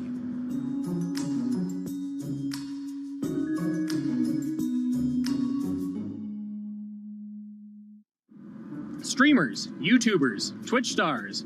How do they make money? Is it a lot? Is it a lot of work? I know, I gotta ask somebody in the biz, and I got just the guy. Austin John Plays. This is your full-time job now, right? As of November of last year, yes. This was always just kind of like a side thing. Like, any money that I made from doing my videos and whatever else, I never touched that because I didn't really think of that as being like real money. And then it started coming in more and more. And then it was like I hit my first day that I broke $1,000 and I was like, this is actually going to be money. How did the YouTube channel come to be? When the game Pokemon Sun and Moon came out for the 3DS, there was like things that I learned about the game, and then I wanted to just share that information with people. And at the time, I didn't have any way to capture a screen or anything, so I found like generic footage and I kind of put it all together with so much editing. And that video got 6 views. And then 2 days later, I made another one. And that one got 12 views. And then I just started pumping out more and more content, and people were like, this guy knows what he's talking about. It really just started building on top of itself, and then it was like, my channel really focuses on tips and tricks. So I play a straight 18 hours, and I'll finish the game or get to about the 40-hour mark, and then I'll make my first video. While I'm going through, I have a giant notepad and just scribbles everywhere, and I make these notes of like the things that stumped me, so I know the things that may stump other people. What do you need to think about if you're building your YouTube channel? 1, you need to do something that you're passionate about. Not that you like, not that you think you're gonna make money on, something you're passionate about. The other thing is something that other people are passionate about. It holds a special place to them. And third is, it needs to be something that people are gonna seek out information on. In order to enter into the marketplace, you either need to be better than everyone else, you either need to be faster than everyone else, or you need to be more accessible than everyone else. And you can't be more accessible because it's already on the platform. Granted, if you understand how the algorithm works, which is very similar to Google Analytics, then yeah, you can have a little bit of a head start. But if you're not doing it faster, and if you're not doing it better than everyone else, then why should anyone watch your channel? So my income as a YouTuber kind of breaks down to 3 different ways. 1, which is the bulk of it, which is ad revenue. Whenever you go and you watch a video and then there's an ad and then you wait 5 seconds and you hit the bottom right corner and then you go on to the next video, or a non-skippable ad, or the video starts immediately, you get the little banner ad at the bottom, or if you scroll down from the video, the first thing that shows there is an ad. Those are the 4 different types of ads that can appear on every single YouTube video. And all of them pay a certain amount. It varies on lots of things, like the country of the person who posts it, the country of the person who watches it, the time of year, where you are in the quarter, if there's anything going on with a reduction in ad revenue. Like, great example, COVID-19, companies weren't spending as much on advertising. So because of that, CPM went down. CPM stands for click per thousand. I'm using the Roman numeral for 1,000. And that means that for every 1,000 views, you get a certain amount of money. Now, on low ads, when I first started off, my CPM was 30 cents. So every 1,000 views, I made 30 cents. But then once I signed with an MCN and I started making more quality content and more engaging content, some of my better videos and certain times of the year, I can see CPMs as high as $12 to $14. And there's a big fluctuation between, you know, if I post a video when there's no ads being spent like January and February, that's the reason a lot of your favorite YouTubers and also TV shows don't post new videos in that time of year because ad rates are down. Why are they going to make content then? Instead, you're recording and you're bulking up for when ad revenue is higher. The second way that a YouTuber makes income is support, crowdfunding, things like that. When I first started off, Patreon was really the only option, but then they started rolling out supporters and members for YouTube channels. So whenever I have a live stream, you can click a button and then you can become a member, and then you get special icons next to your name. I believe they're called badges, or on any video, you can hit the join button and that helps support the channel. And then the third aspect of that would be merch. And for me, my merch has been somewhat basic. In fact, I'm wearing one of my t-shirts from last year right now. You have to endure the times that your first video gets 6 views, that you post it on Reddit and they say, shut up, and then an auto mod bans you. You have to go through that, because until you go through that and you discover why you're doing it, you're not doing it for other people, you're doing it for yourself. If you're not loving what you do, then it's not worth it. Huh. So make a channel about something that I'm passionate about. Oh, sweet. I guess I can make the channel about that.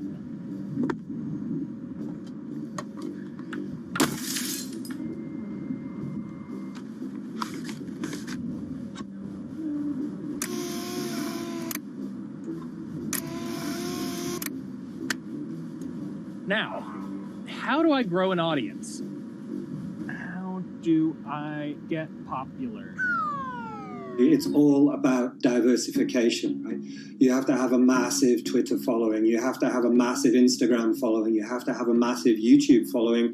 Of course, you have to be on Twitch, which is the key platform. But basically, any way you can get in front of your audience, you can engage with your audience, is going to drive those clicks, which ultimately drives the advertiser revenue that you get back from all of these platforms. It's me and Dan playing video games and talking in a funny manner over them. They're not just people who are good at games, they're actually people who are good at online engagement, online entertainment, first and foremost. You have the right to remain stylish. Anything you wear can and will be used against you in the court of fashion. The streamer is either very, very talented at the game. The best player in the game is generally going to draw a crowd because people like watching people who are very good. On the other hand, they're either very, very good or funny, charismatic, whatever it is on that side. Oh, no.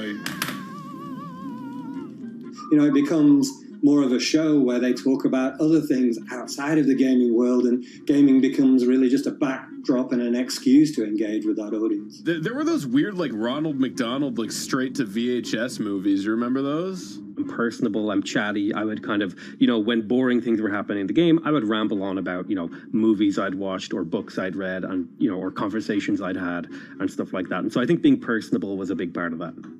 It's not just getting on and playing games. It's getting on and being an entertainer. You are putting on a show. All right, now let me go ahead and grab the samurai sword that every gym has. Okay, he's dead. To have a larger audience and to have that audience, I think, stay with you, you have to bring something extra. You know, you have to find your niche. You have to find what works and what connects with the audience and what makes them laugh and what makes them keep coming back. You gotta make it a little more exciting, all right? Throw in a hanging bishop. Have everybody in suspense for a moment. I think the real most important thing is to just get used to being on camera. Like in any sort of performance thing, is get used to talking on camera. My first few videos were terrible, but because I sat down and did it for 6 to 8 hours a day, I just got used to talking and I got over that uncomfortable hump. If you go into Twitch purely with the expectation that you're going to make money, make a job out of it, have all this growth, and it's going to be great, you're probably going to burn out prior to getting to that point, because there's very little payoff for a long time, right? Like multiple years generally before you really start to see a payoff. And so, those first few times you're streaming, nobody is there. One person shows up every 30 minutes, says hi maybe, and leaves, right? Like, it's very discouraging, I think, for a lot of people. And so you have to be there just loving it. You have to love talking to yourself when nobody is around. You have to love just the game that you're playing, all of that stuff, because it takes a while. And I think a majority of people burn out prior to getting to the profitable point of it. And there you have it.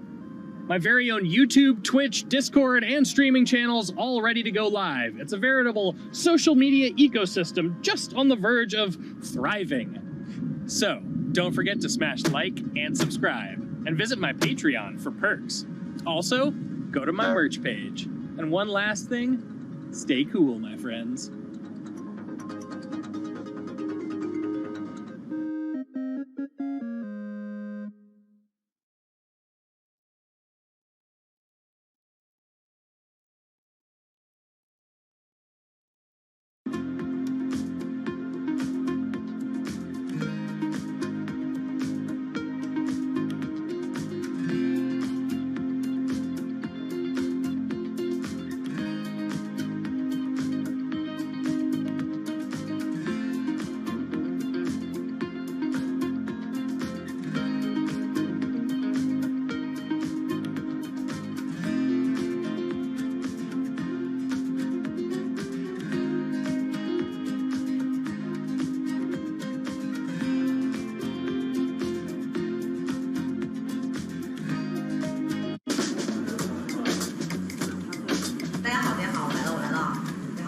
This is live stream shopping, one of the hottest trends in China.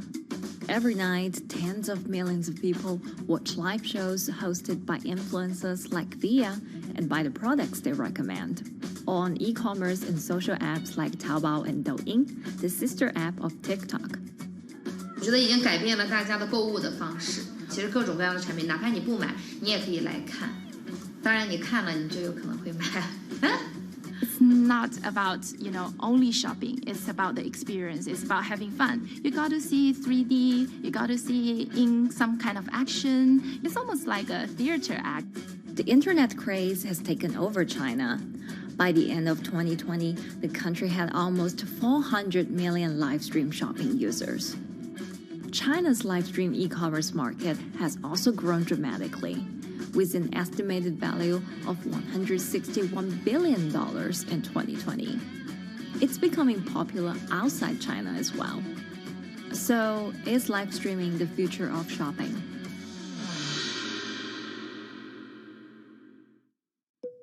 Live streaming is not a new thing.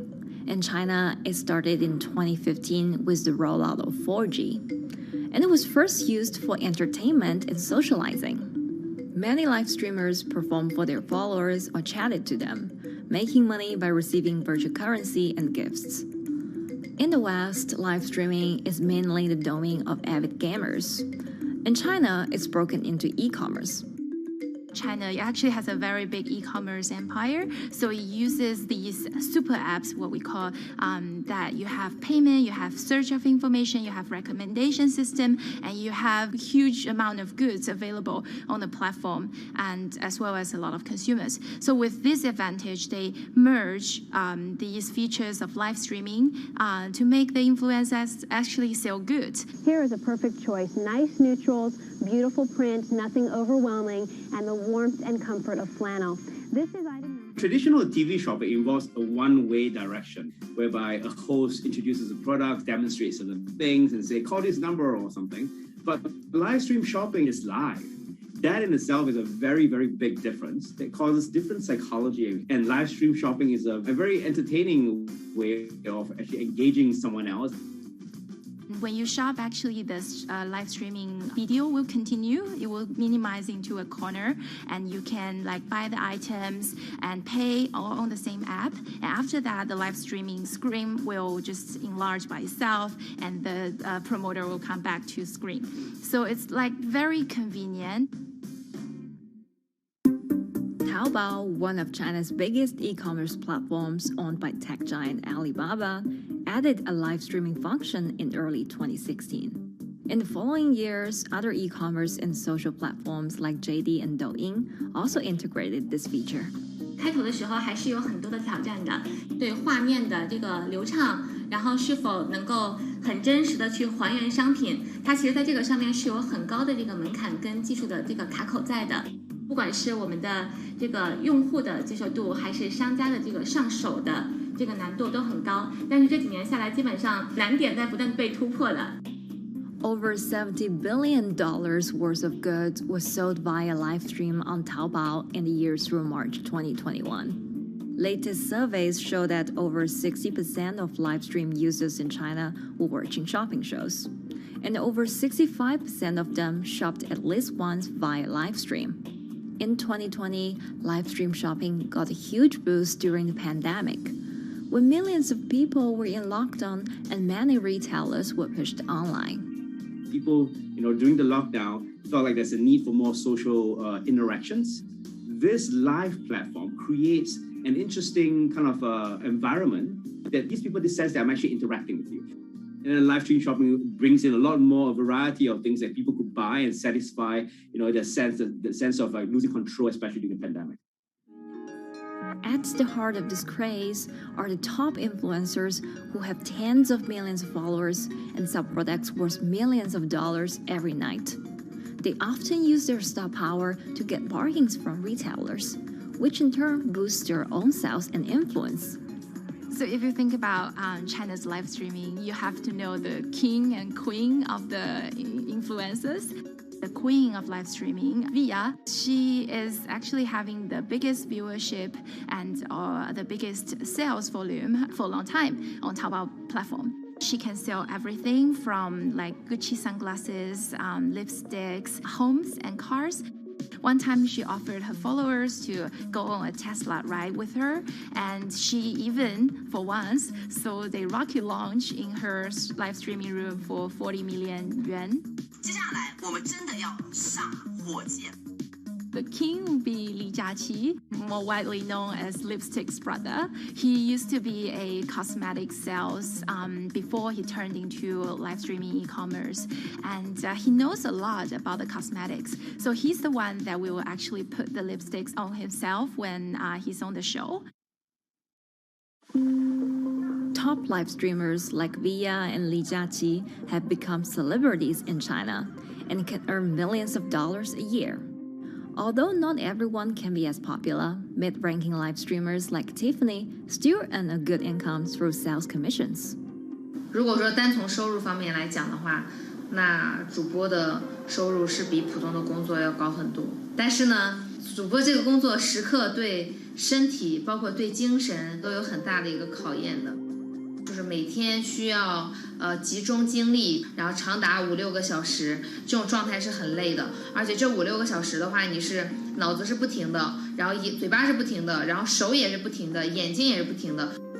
像我们做主播，不是说单一的只做直播一件事情，然后还会有选品的一些工作，然后还会有一些其他的事情排在里面，其实是没有个人生活的。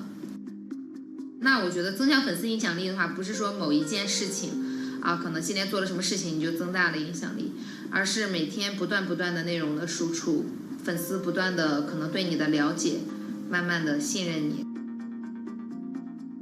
没有芝麻酱的味道，如果吃不习惯的话就慎买。A lot of successful live streamers are generally very good at communication. They're very good at articulating very simply what a product does, what a product doesn't do. In order for them to sell, they need to be trustworthy and appear trustworthy, and they need to show in some ways that they're authentic, right? So for Via and Li Jiaqi, they are able to articulate that quite a bit through their body language, through what they say. For example, Li Jiaqi will also sometimes say bad things about certain products, because to him that's his honest opinion, and sometimes people want to hear that. And so they seem very credible, they seem very trustworthy, and don't forget, they're also very entertaining and very interesting. If you're familiar with Li Jiaqi, he won a Guinness record for like the most lipstick applications to models in like 30 seconds. So if you're able to create a lot of buzz with interesting things that you do, people who may not want to buy lipsticks will also stream in just to watch what he does. And then from there, you might get hooked. 这就是一般女生出门的时候涂的口红的颜色。 Live streamers also use sales techniques such as limited time or supply. This sense of scarcity can often encourage viewers to buy. The platform in itself creates and enhances some of these things, because you see it live. Something we call social proof has taken over, meaning that, hey, other people are interested, other people are joining in, other people want the same product. And they add it in the chat and they ask questions and they say, oh, I want this too. What happens then? It makes the whole product even more scarce. But it's not just influencers. Local farmers, luxury brands, even mutual funds have also started their own live stream shows. Working with very top-tier live streamers can be risky. It's not necessary that the benefits will end up with the brand. So we see company executives opening their own shows. And we see like P&G have their own sales room, which runs shows every day as well. We also have like local governors in like small towns to sell their agricultural products. So the live streaming is definitely transformed the way product owners can think about how to reach their consumers, and it enables a lot of players to actually sell. Live stream shopping is going global. Merchants in Southeast Asia have embraced this trend. And in the West, Amazon has upgraded its live streaming function, adding interactive features like chat rooms. Companies, including Google and Facebook, are also developing and investing in technologies to integrate video and e-commerce. 直播电商它其实已经开始成为主流，它未来的发展空间跟潜力都是巨大的。接下来大家会越来越依赖这种购物方式，会变成一个比较日常化、比较规范化的这么一个趋势。If you look at the numbers alone, their numbers alone, Li Jiaqi's numbers or Via's numbers, you know that they can sell and you know that they can generate revenue. Are they able to sustain it over a long period of time? It depends on how innovative they are at changing some of the things that they do. But you can't expect consumers one day turn into virtual shopping for good.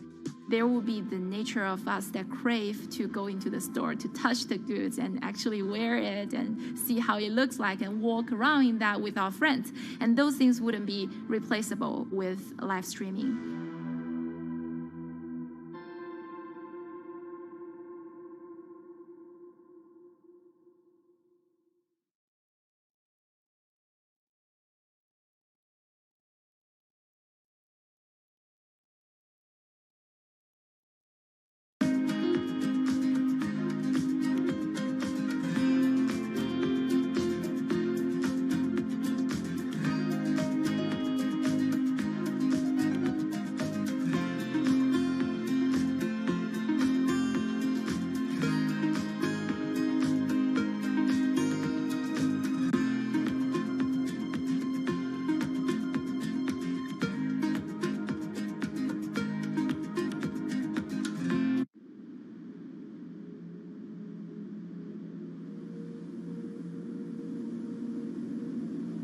You could imagine that the oceans are actually the largest battery. We're storing huge amounts of energy in the oceans. The wave motion can be very deep. It can extend down several hundred meters. And once it gets to the near shore, from about 50 meters, the whole water column is moving backwards and forwards. As we search for ways to reduce our reliance on fossil fuels, some are looking to a largely untapped potential source of renewable energy. In theory, waves off the coast of the United States alone could generate over 2 trillion kilowatt hours of electricity a year, enough to power more than half of the country. waves intensify and subside not as quickly as the wind, and that means that it can produce a smoother power generation curve. One of the potential advantages of wave energy is that it could act as a complementary source of power compared to other renewables on the grid if it were to be scaled up to commercial scale.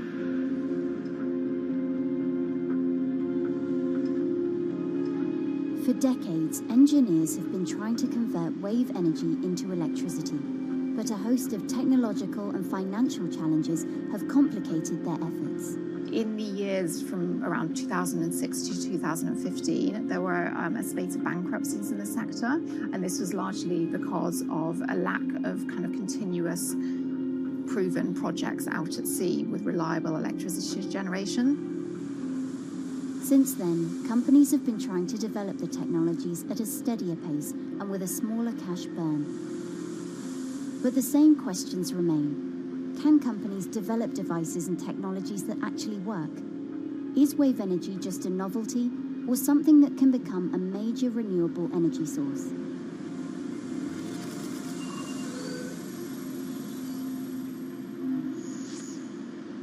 The sea is a very challenging environment within which to operate a power project.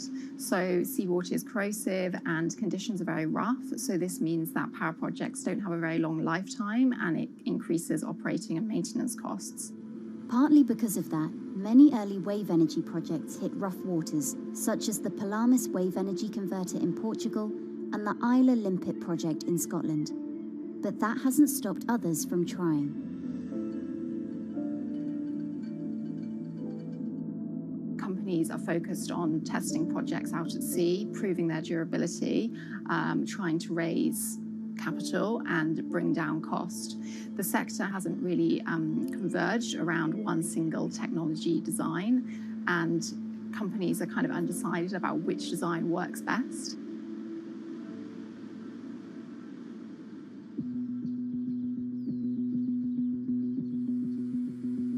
Finland-based AW Energy is a veteran in the sector.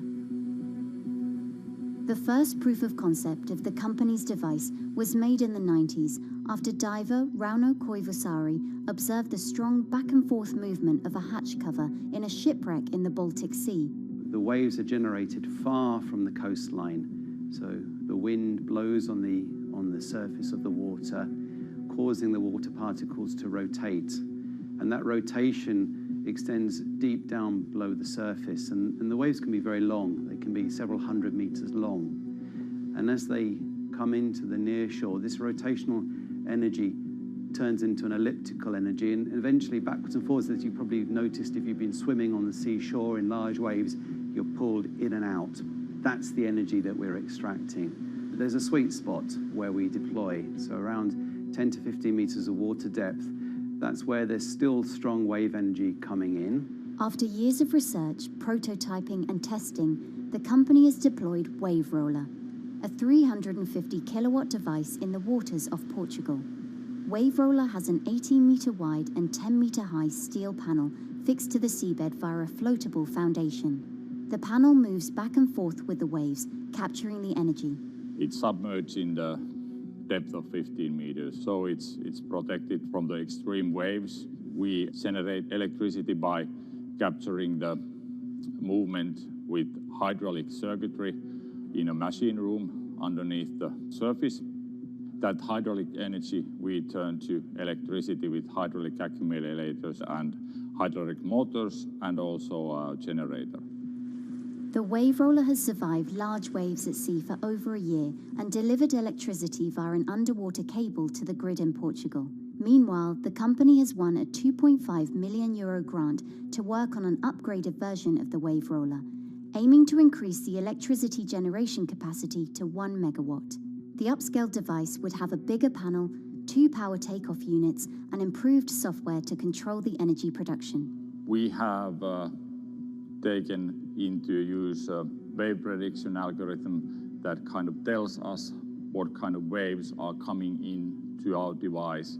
That gives us few seconds to prepare for capturing more energy, and the difference in that is significant. Our future plans are to deliver technology around the world. So I'm hoping we can be working on delivering technology to projects in Asia and also in the American continent as well.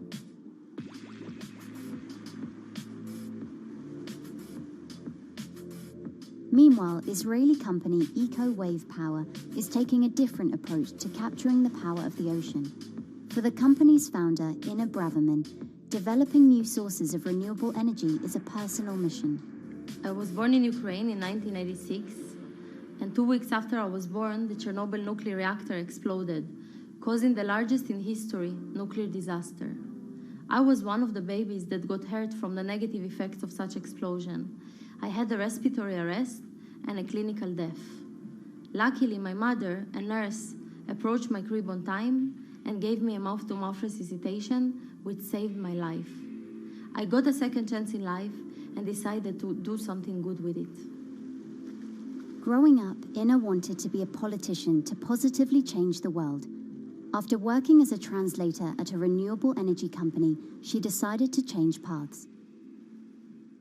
Solar and wind energy were fully commercialized. There were a lot of amazing technologies implemented everywhere.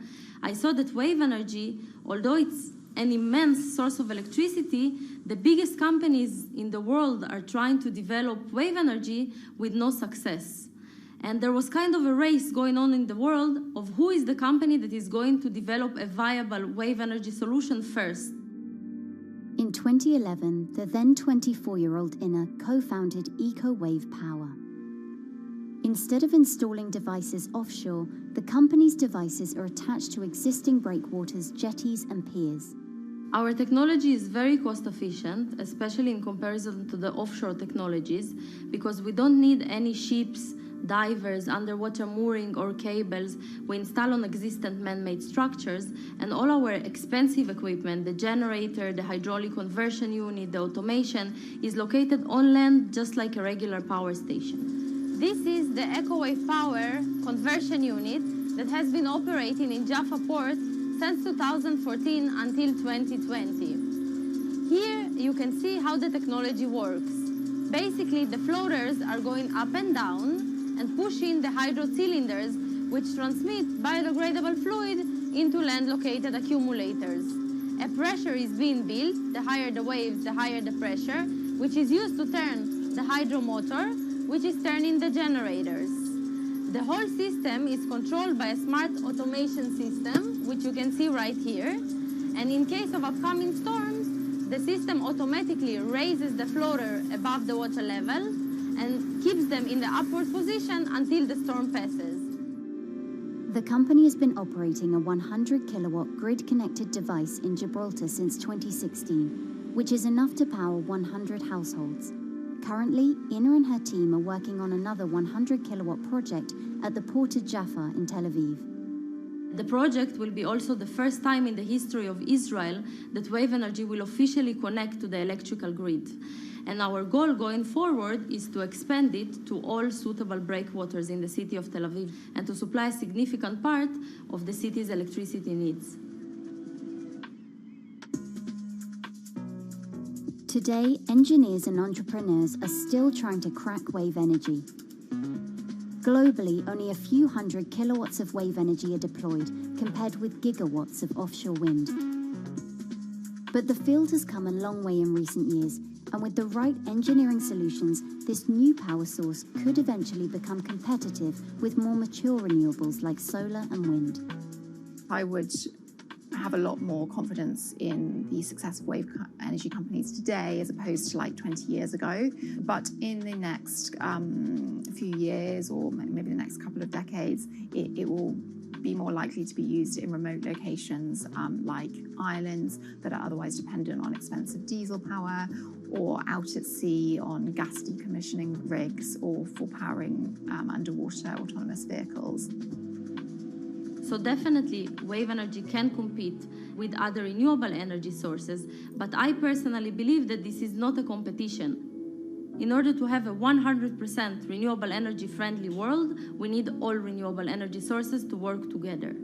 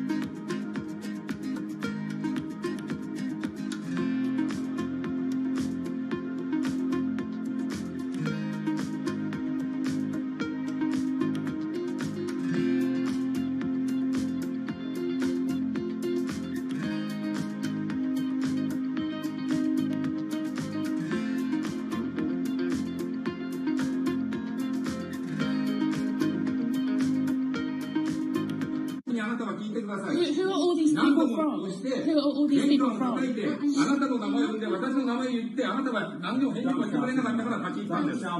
So can you please tell me? I'm not going to... please wait. You know, I've covered a lot of companies. I've covered a lot of Machiavellian companies where, you know, people play rough. I don't think I've ever seen anything on the scale of Nissan. He is making you, but you act for Nissan. I mean, it's corrupt. The system is... One of the most dramatic elements was Ravinder Pasi's home being raided by court officials in Yokohama. You scared my wife.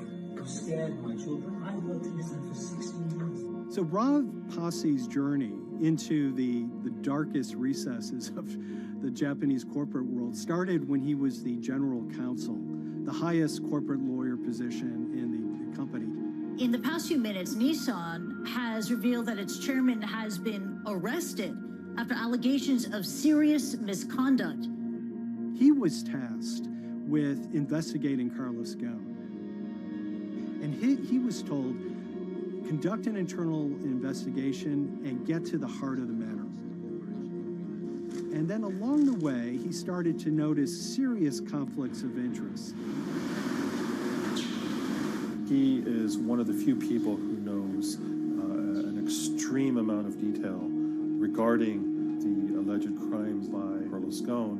And he's now ready to tell his own story on the record about some of the events that happened.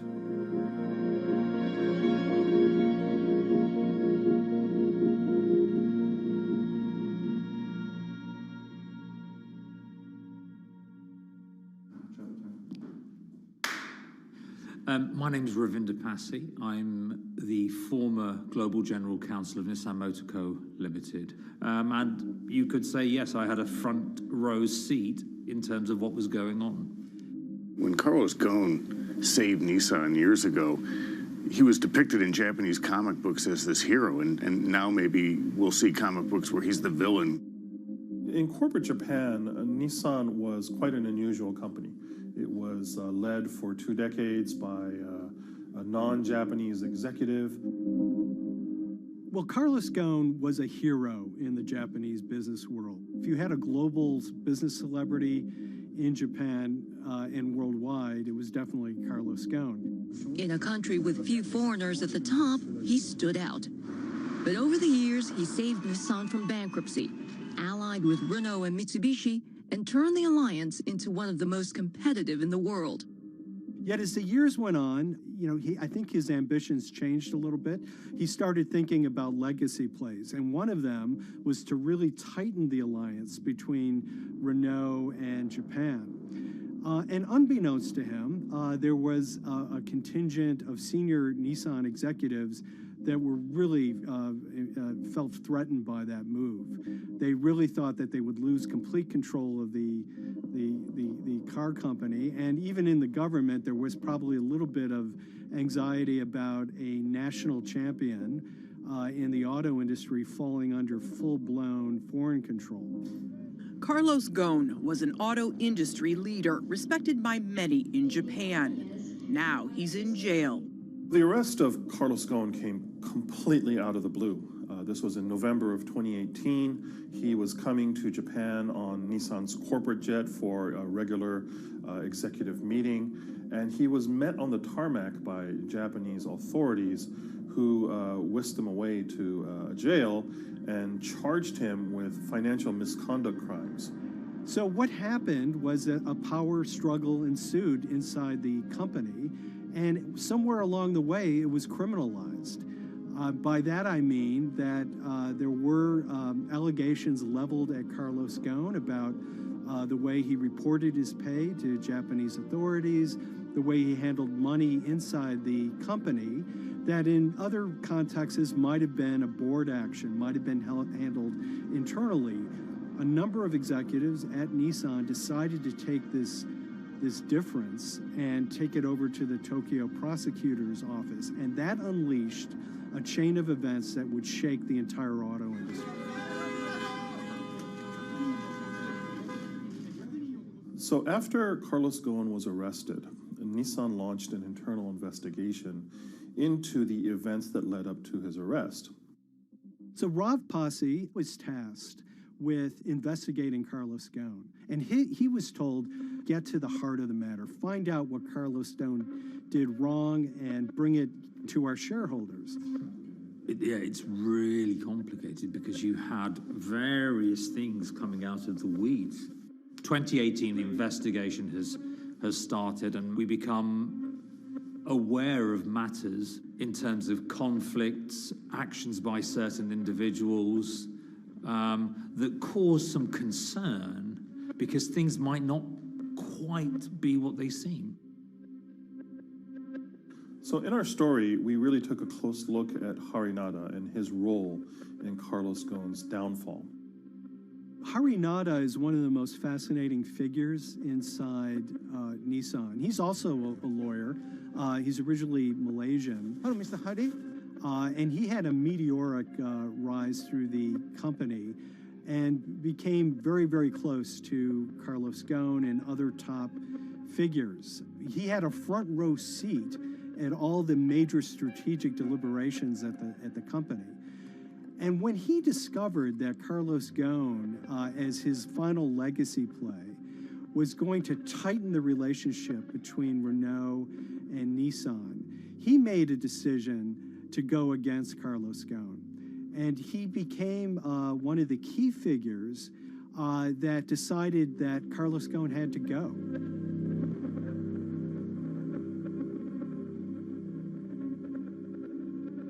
Harinada was somebody who actually recruited me into the company, so I have a long-standing relationship with him, or did have a long-standing relationship with him. For many, many years, he was a mentor.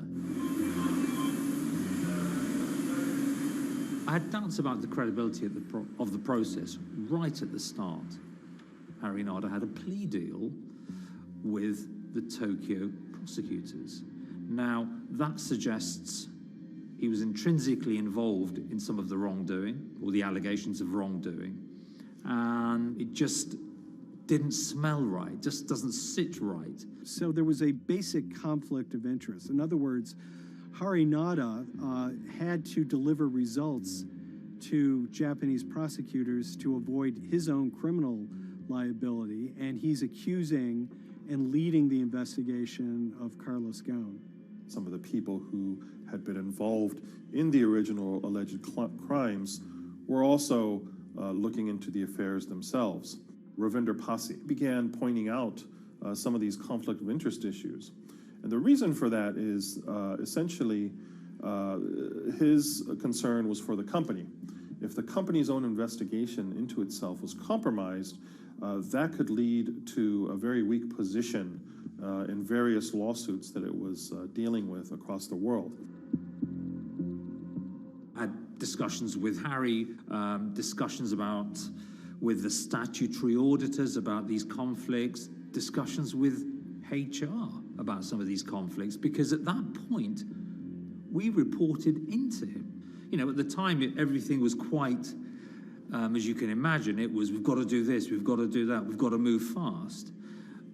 But when you step back and look at some of these things, you just think, my God, what was going on here? Because me, members of my team, were being placed in immediate danger.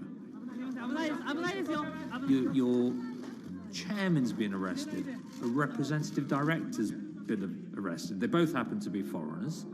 And then now what we need to do, we're being instructed to do, is certain compliance professionals need to go into properties in Brazil, for example, and retrieve evidence. They've got to do it very carefully, because if they don't do it carefully, they're going to get convicted of criminal activities.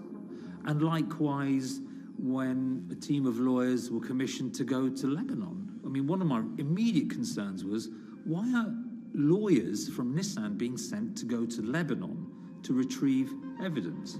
These are just lawyers, they're corporate lawyers from Nissan.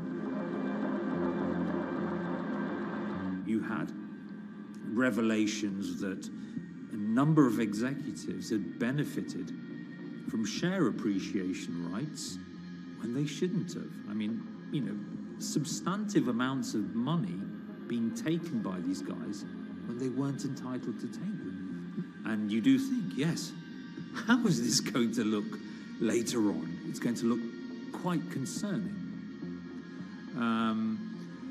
So that triggered for me the sort of assessment that, well, I'm going to have to do something, because up until this point, I haven't put down on paper these conflicts and these issues.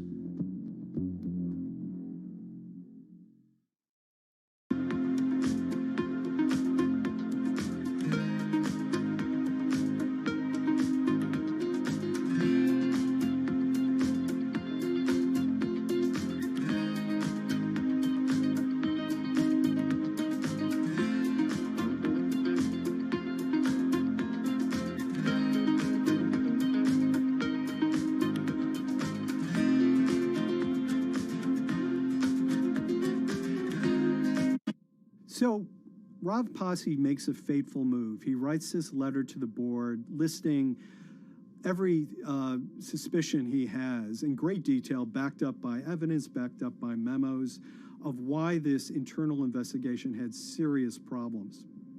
He sends the letter to the board and it's crickets. He doesn't hear much of anything. Nothing happened thereafter. Nothing at all. Just like it just gone into a black box. And he began to suspect that there was a desire, even at the highest level within Nissan, to kind of sweep these conflicts of interest under the rug. Unfortunately for me, I think, again, with hindsight, people must have thought that this is the nail that's sticking out, and we can't have this. Within 3 days of me submitting that to the board of directors, that letter to the independent board of directors, I was removed from the Ghosn Executive Conduct Matters. I was then told that I could not attend board meetings anymore. And up until that point, I had attended every single board meeting. I was then also told that after 8 years of being in Japan, I'd be going back to the UK. It eventually transpired that I'd be the VP of Projects and Transformation, managing a team of 3. So you can imagine what this feels like at this stage.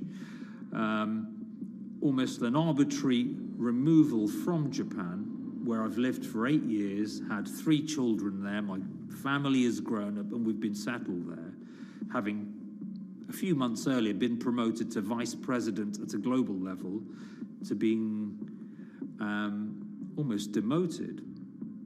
So Pasi was essentially being reassigned to get him as far away from the internal investigation as possible, and also to a certain extent in retaliation to some of the issues that he brought up regarding the internal investigation and Harinada. What happened to Rav Pasi can be seen as a series of corporate humiliations. I mean, first of all, his immediate responsibilities were taken away from him. Eventually, he lost, the coveted general counsel title. But it didn't stop there. Toward the end of his stay in Japan, Rav and his wife were convinced that they were being followed. During that period, I'd noticed that whilst driving my car, I'd have other cars following me. First time I noticed this was around mid-March, and I was driving, I can't remember where I was going, but this grey van, small van, just literally started following me. And I noticed that there was somebody in the car taking pictures. And lo and behold, we were absolutely being followed either by people on foot or other individuals, 2 or 3, normally 2 burly men in a car, different cars at different times, following us around. They were following the family as well. And, given I'd seen the Nissan security department behave in a very, very egregious manner with others in terms of following and surveilling, I was very concerned as to what they were doing and who they were giving this information to. Because if they're giving this information to the authorities, you do think, why? What's going on here? I mean, this is just not normal behavior. And this all culminated in a rather dramatic event in the middle of 2020. Who are you people?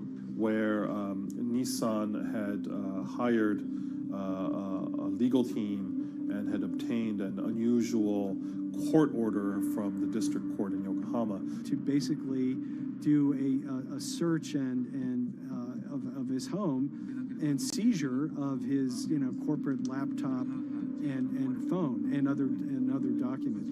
If you don't let us in now, connection lost. You have to break this key. So it's a pretty extreme way to treat someone who'd spent 16 years at the company. These people have all come in. We don't really know who they are, apart from the fact that I've been shown a badge that says the Yokohama court. And they're here to recover a laptop and a mobile phone. It was even more weird because I'd highlighted to the directors that certain Nissan executives were trying to recover this laptop and this phone whilst I was still in Japan. And I was very concerned because it had evidence on there that related to misconduct matters and other forms of inappropriate conduct. It was just another form of intimidation, another form of harassment, forcing me almost to leave the company and the country. Because once they'd retained and obtained these items, we were still followed, which, again, I just couldn't understand. What is the point of doing that?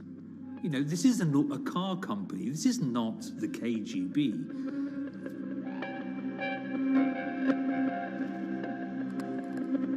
I think it's fair to say that Rav Pasi didn't have full battlefield awareness of all the intrigue going on at Nissan. I mean, Harinata is interesting because he's both charismatic and charming, and one of the most brutal corporate infighters one could ever run across. This is a confidential company email, right? You should not have this.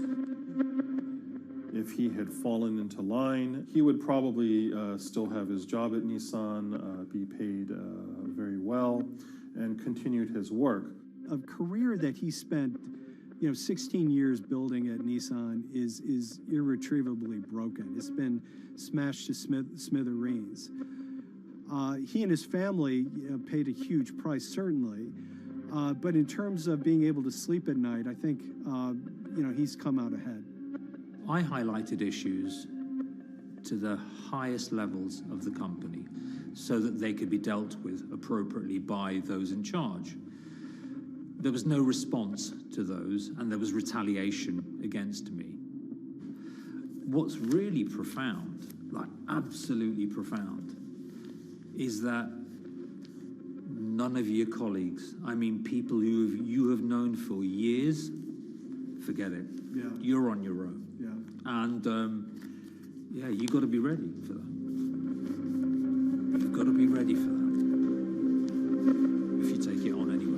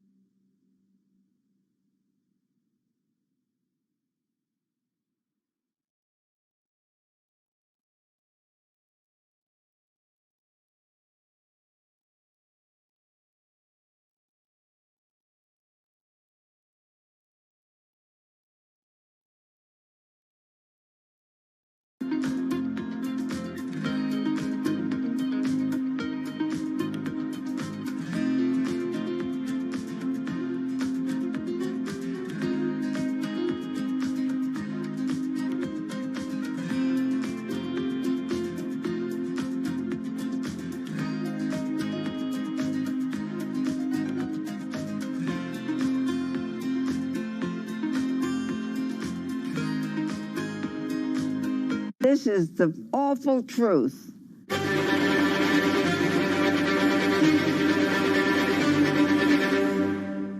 There's always someone in the family that's pushing it.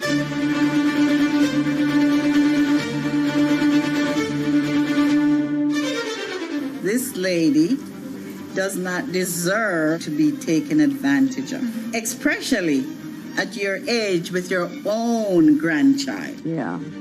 My grandma is having to sue them. I'm testifying against them. Nobody's talking. They're one floor below right now. I get afraid to go on the elevator. It's sad that it had to devolve to this. It's like a soap opera to me. It's a very sad thing. It's a family feud. A family feud.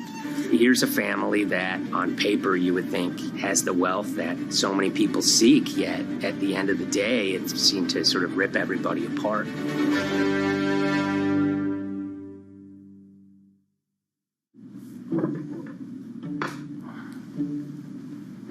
My name's Tom Schoenberg. I'm a senior reporter here at Bloomberg News, cover financial enforcement. I was approached by someone close to the Schottenstein family and asked whether or not I would be interested in writing about Beverly Schottenstein and this case that she had against J.P. Morgan. And it was immediately clear that there was a great story here to be told. So I started just, assembling all sorts of documents that the family made available to me. That included a diary that Beverly had begun writing when she started having suspicions about what was actually going on with her money. Beverly obtained her wealth from the Schottenstein kind of retail empire that has at times included Big Lots, Value City, American Eagle Outfitters, DSW Shoes. Beverly's husband died, and at which point they sold off their portion of the company, bringing them an enormous amount of wealth at around 1990. Estimates of her wealth were around $90 million. She, for many years, had that pool of money being managed by outside advisors. Her grandsons in the late 2000s had both graduated and were becoming financial advisors. She gave them a little bit to work with, and over time, her grandson, Evan, became the trustee of her entire estate. Managing sort of family money is not a conflict. In fact, some ways in wealth management, it's kind of how you get your start. It's kind of the seed that you need to sort of get going in the business. But Beverly started having suspicions that something was wrong probably in around 2016. Well, there were suspicious things, but taken separately without everyone talking about their own experiences, it was hard to really put it together. She had written a check to her caretaker, Dawn, that bounced. So she went down to her local Chase branch to sort of find out what was going on. She wasn't getting paper statements in the mail, so she asked them to print out a number of her statements having to do with her checking account and her credit card account. So we went to the bank and asked for the statements. And she got a whole year and going through all of them, page by page by page. And it was there she saw all sorts of charges that she said she didn't authorize or didn't know about. I was becoming very, very suspicious. I was starting to look in the money part, and that's what bothered me more when I saw that money was going, and I was not a big spender. Around the same time, Dawn, she starts noticing Beverly's son, who lived in the condominium below her, came up with Evan with a shredder and started grabbing papers in her office area, including some with J.P. Morgan letterhead, and just started sitting at the kitchen table, just shredding documents over and over. Yeah, they came in one morning. They used to do it in the back. Through the back door, and they brought the shredder inside. And then they went in the drawers in the office and took out all the papers, and they started doing it. I was very suspicious because I know you don't go around and destroying papers. Beverly said that they had done this many times before. That's when she said to me, Dawn, I'm going to write my feelings in this black book. Diary. And it's a diary, and she started writing. Each day she would write a little at a time. Around the holidays of 2018, a package had arrived, a FedEx package, and in it were materials about a venture capital fund based out of the Cayman Islands. Dawn and some other family members take a look at this, and they see that Beverly is signed up for this fund to the tune of $5 million over the course of several years. And that was really the beginning of it. That was sort of the tip of the iceberg when it became obvious that something was going on, that my grandmother really wasn't aware of this fund. You know, Beverly started to panic. She got really upset and called, JP Morgan's headquarters in New York and asked for Jamie Dimon. She said she was told someone would call her back, but she says that never happened. She wrote a letter to Evan and Avi, and in there she laid out a number of things that were concerning her: unauthorized trading, the checking account. She had about $1 million worth of jewelry in a safe deposit box, and that her son Bobby had the key to that box, and that jewelry had gone missing. All this was kind of packaged in this, 5-page handwritten amendment to a will and trust. There's such an evolving narrative about why the jewelry was taken. The only truth we really know is that the jewelry is gone. But why it happened, there have been a lot of different stories. You just don't take your mother's wonderful things and hand it out. And they emailed that note to J.P. Morgan to seize all activity on her account. And it ended up setting off a firestorm after that. As soon as they got this email that there was a cease and desist and that she wanted to send her money and change brokerage firms, they were actually vacationing one floor below downstairs. They're there right now. The next day, Beverly's in her place. The granddaughter's still in her place visiting. Dawn is there, and up comes Bobby kind of barging through the door. And he's screaming about what was sent to the J.P. Morgan. They're now investigating now. And he's furious, takes his mother and sort of puts her into a chair, gets pen and paper, and she says physically forced her to write a retraction letter. They were pushing me around. It was a scary time. I was really afraid, too. I had to take her to the doctor, and she did an x-ray because she was in so much pain. The locks had to be changed. The phone number had to be changed. I really thought we were going to have to hire guards to be outside just for protection. Oh, it was terrible. Horrible scene. Beverly brought her case before the Financial Industry Regulatory Authorities, usually known as FINRA. It took several months of hearings. She sees all sorts of transactions that's going on, hundreds of them that she claims that she never knew about, never authorized, but yet were logged in J.P. Morgan's files as having been direct requests from her. That included the sale of a large amount of Apple stock worth several $1 million, as well as all her stock in Big Lots. Over the course of their time with J.P. Morgan, Evan and Avi were making all sorts of trading on her account that was generating millions of dollars in commissions for themselves and the bank, yet she was not sort of getting any of the type of gains that you would expect sort of an $80 million account in a bullish market to be able to get. They issued a ruling entirely in her favor, finding that her grandsons, as well as J.P. Morgan, they were liable for violating their fiduciary duty, misrepresenting themselves, and they also found that the bank and her grandson, Evan, were liable for elder abuse. Evan and Avi, they were fired from J.P. Morgan. They issued an award of about $19 million. I reached out for comment, and J.P. Morgan emphasized that Evan and Avi were no longer with the firm and that their actions do not represent the sort of values of the bank. I reached out to Evan and Avi, heard back from their lawyer saying that, they disagree with the law and the facts that FINRA kind of used to decide the case against them and are seeing if they can have it withdrawn. Her son, Bobby, wrote her a letter, said his sons weren't criminals, and he also admits to taking her jewelry. And he says he needed it to pay off some bad business debts he had. They never once came up to say, I'm sorry. If there had been an apology and some acceptance, and asking for forgiveness from my grandmother, I don't think we'd be in the position that we are now. Since the piece came out, we've received dozens of messages from people, many of whom are telling their own sort of personal tales of, kind of financial advisors gone bad, or family members who got control of an estate and abused, those within. It seems that it's really resonated with a lot of people. I keep, hearing a lot of feedback about Beverly and how, a lot of people feel she did the right thing. You're never too old to stand up for yourself and try to right an injustice. She was adamant that she wanted to stand up for herself, but at the end of the day, they did wrong. It's a painful life lesson. Beverly taught them that you don't mess with grandma.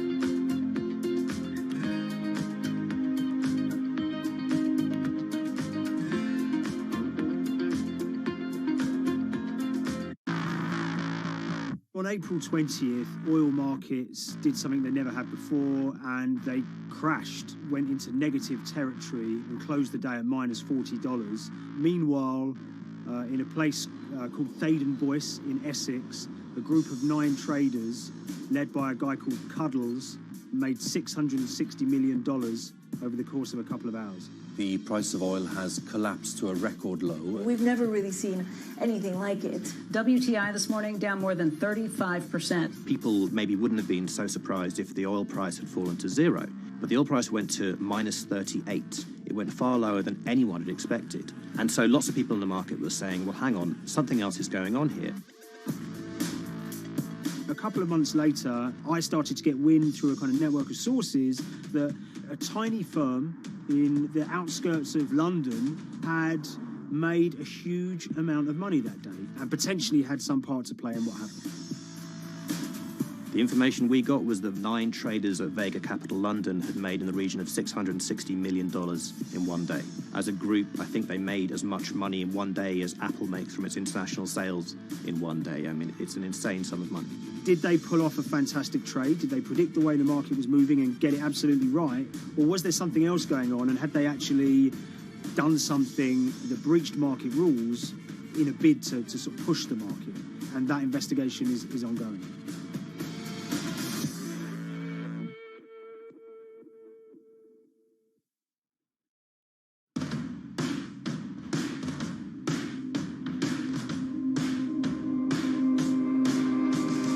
So Paul Commins is a trader who cut his teeth in the pits in the 80s and 90s. When everyone had a nickname, his was Cuddles. If you can imagine, that was a very sort of cutthroat type of world where people are doing, hundreds of thousands and millions of dollar trades by shouting at each other, giving hand signals, and then sort of scrawling on scraps of paper. The culture of the trading pits in London was very influenced by the working class guys who became traders there. They weren't like the city bankers that had gone before them. They weren't usually Oxford or Cambridge. They didn't wear Savile Row suits. They were ordinary working guys who happened to have a talent for trading. And a lot of them came from Essex. I think it was 400 traders in the pits, and Cuddles in his oil and gas pit was described to us as amongst the top 3.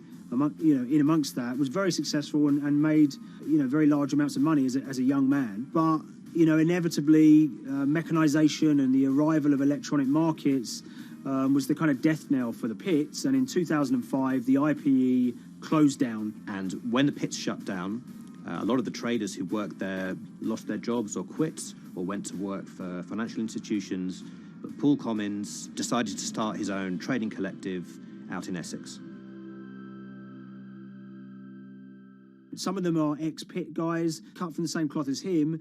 Lots of them are actually sort of in their 20s, and they're his, drinking buddy's son, or they're his own kids' friends from football. They're young lads, hungry and ambitious, and he brings them into the fold. And fairly shortly, he's got, maybe a dozen or so traders that they're independent, let's be clear, but they're all part of this collective.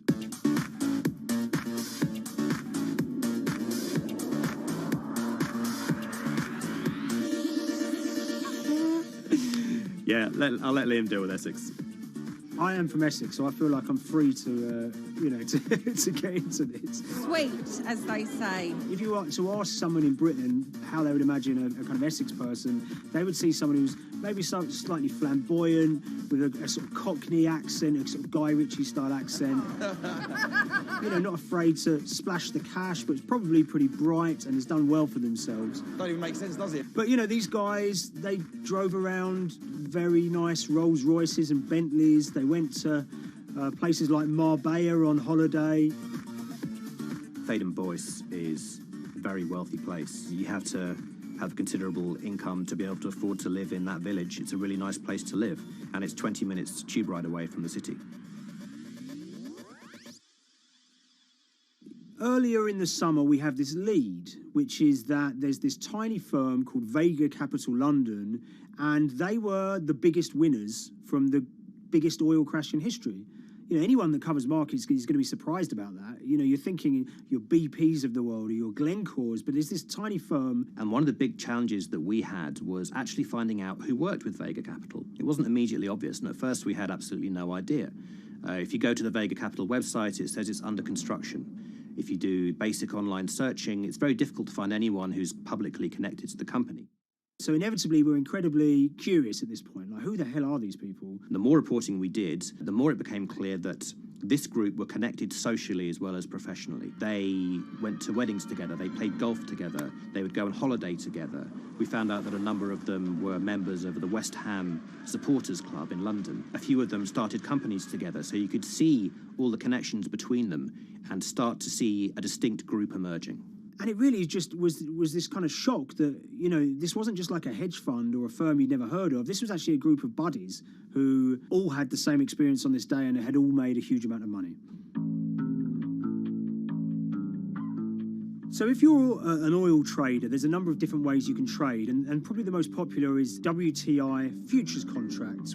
And it's basically a contract that says, I'm going to buy 1,000 barrels of oil from you at this point in the future, or I'm going to sell 1,000 barrels of oil to you at this point in the future. It's actually just a financial contract to gamble on to predict whether oil is going to go up or down. On the 20th of April in Essex, there had been signals for a while that this was going to be an exceptional day in oil markets. And we know that some of them arose early and started their trading in the early hours of the morning while it was still dark outside. Essentially what they were doing is buying contracts that gave them an obligation to buy oil at whatever the price ended up at 2:30 p.m. So they're basically placing a bet that oil was going to fall throughout the day. But they're simultaneously selling lots of oil as well. And whether they make a profit and how much profit they make is the difference between what they buy the oil for and what they sell the oil for. Now, of course, we now know throughout April 20th, the price dropped and dropped. So this is going very well for them. They are committed to selling oil at these prices, and the prices are continuing to fall, which means they're going to be able to offset it and buy oil at cheaper at the end of the day. Now, once it gets to kind of 1:30, 2 p.m., that's when things start to get really interesting. Suddenly there's a kind of influx of buyers and sellers, as desperation increases in the market and trading volumes go up. Now at 2:08 p.m. exactly, something bizarre and unprecedented happened, which is that oil passes into negative territory. And it fell to a record level of minus $38. We've never seen anything like it, period, in terms of the contraction of the global economy. That huge gulf between what they were buying the oil for and what they were selling it for enabled them to make more money than they ever thought possible.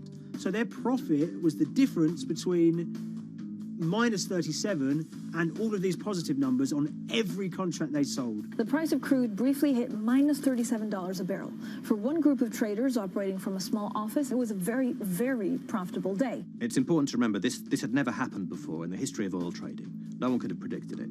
I can't think of another example of where you enter a trade and you get paid on both sides. You get paid both to sell and to buy. It's unthinkable.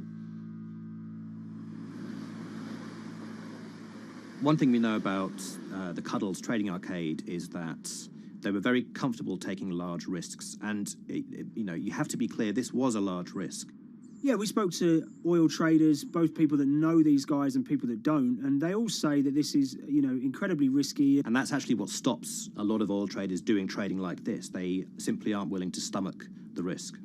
But Cuddles and his friends were. So when the kind of final calculations came down, the group of the 9 most profitable traders made $660 million or thereabouts between them. I mean, if you can imagine, I think 3 or 4 of them made in excess of 100 million each. One of the astonishing things about this trade is that 2 of the individuals who made more than $100 million in a single day were in their 20s. One of them was 22 years old. Only a few years earlier, he'd been posting on his social media about doing teenage stuff with his mates in town and going to see girls and rap music. And here he is a few years later making $100 million in a single day's trading. When me and Liam discovered that, we couldn't believe it. We couldn't believe what we were seeing.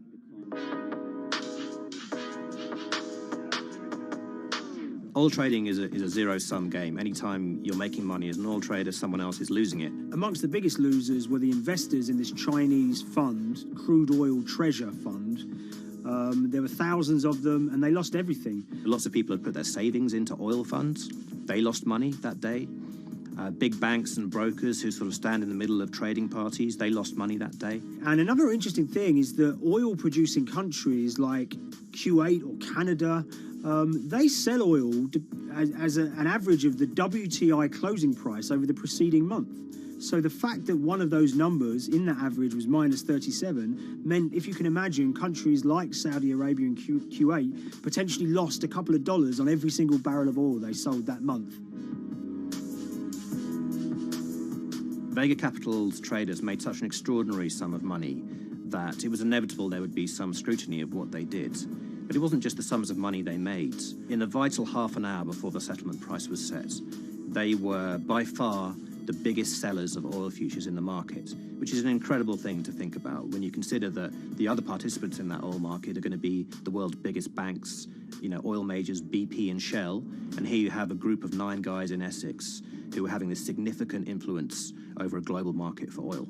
I mean, I think you have to assume that if these guys had made $7 million or $10 million, they probably would be celebrating in Essex right now. But the fact that they made closer to $700 million has meant that they are facing understandable scrutiny. We wrote individually to all the Vega traders who did exceptionally well that day, and we got a letter in response from a law firm representing the group. The law firm was at pains to point out, number one, that they haven't been accused of any wrongdoing, that they all traded independently and separately, and they'd basically all made up their own minds that this was what was going to happen in oil markets based on publicly available knowledge, and decided to execute this trade.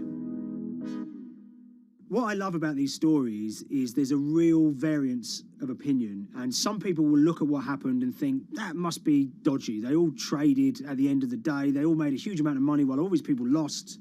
That's shocking. But lots of people say these guys are at acute disadvantage. They're in a market that's inhabited by, huge technology-driven funds and firms and oil giants that have got all the advantages in the world, and when you get a bunch of Essex geezers who essentially beat the market and find a way to make a huge amount of money, they should get a pat on the back, really, because that's the dream. Since this happened, a lot of the guys have stopped trading the monthly settlements that they'd done so well at in the past. Several of them have set up new companies. They've essentially gone very quiet. Any kind of social media presence they had has kind of closed down. By all accounts, they're, waiting this out. It's certainly too early to try and predict how the regulatory investigations are going to pan out. We just don't know. There's a number of potential outcomes for these guys. Potential punishments if there are any findings of manipulation against Vega or anyone affiliated with it might be you could be fined, you could be banned from trading, and in the most extreme cases there have even been criminal prosecutions in the past of people who have been found to have been manipulating the settlement and misconduct related to trade at settlement. There are other outcomes too. One obvious one is going to be they're able to walk away from this life-changing trade with all the money that they made and celebrated as heroes in the trading community. That they'll go down as legends.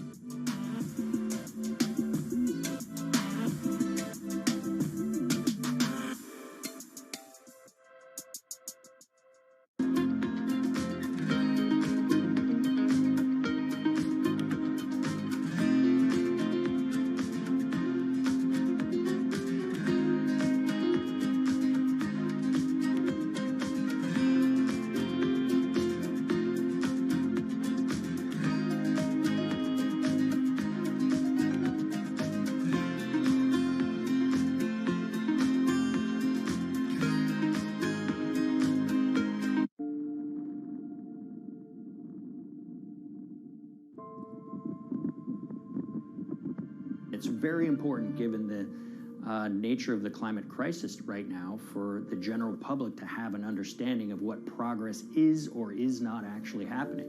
And I think many readers right now, they'll see these hundreds and hundreds of companies making these big, bold climate claims. And they would be forgiven to think that we're well on our way to meeting the emission reduction trajectory we need to be on. And the reality of the matter is we're just not on that trajectory. And a key reason for this sort of disconnect is the use of offsets that aren't doing what they claim to be doing. We have a massive potential for sort of willful blindness. We can convince ourselves of things regardless of what the facts are. And so that's what tends to happen in these cases. It's not that anybody is setting out to commit climate fraud. They sort of walk themselves into a situation and they convince themselves of one thing, and that allows them to convince themselves of another thing. But at the end of the day, they're doing something that makes no sense at all.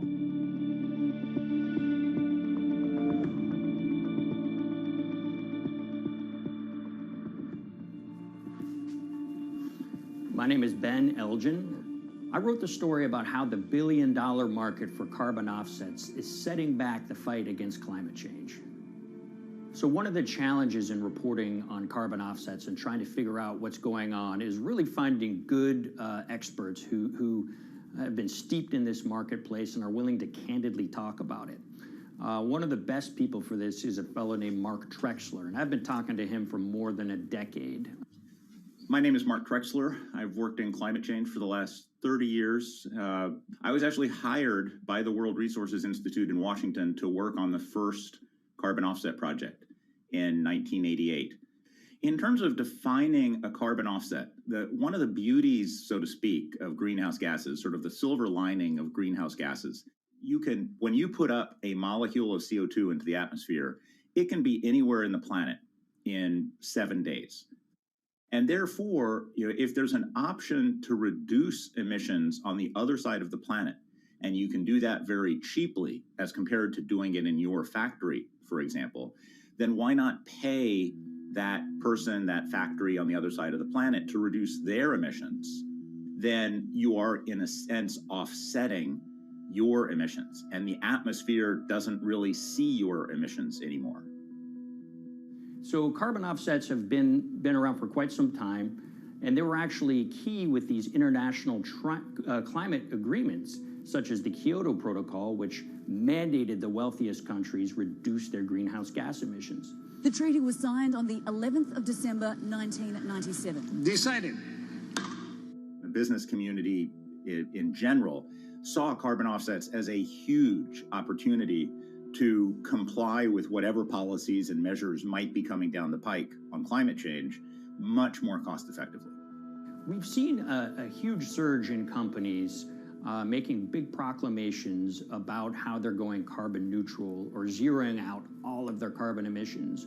We're going to reduce our carbon footprint to net zero. Unilever is committing to net zero emissions. We can achieve a net zero emissions world.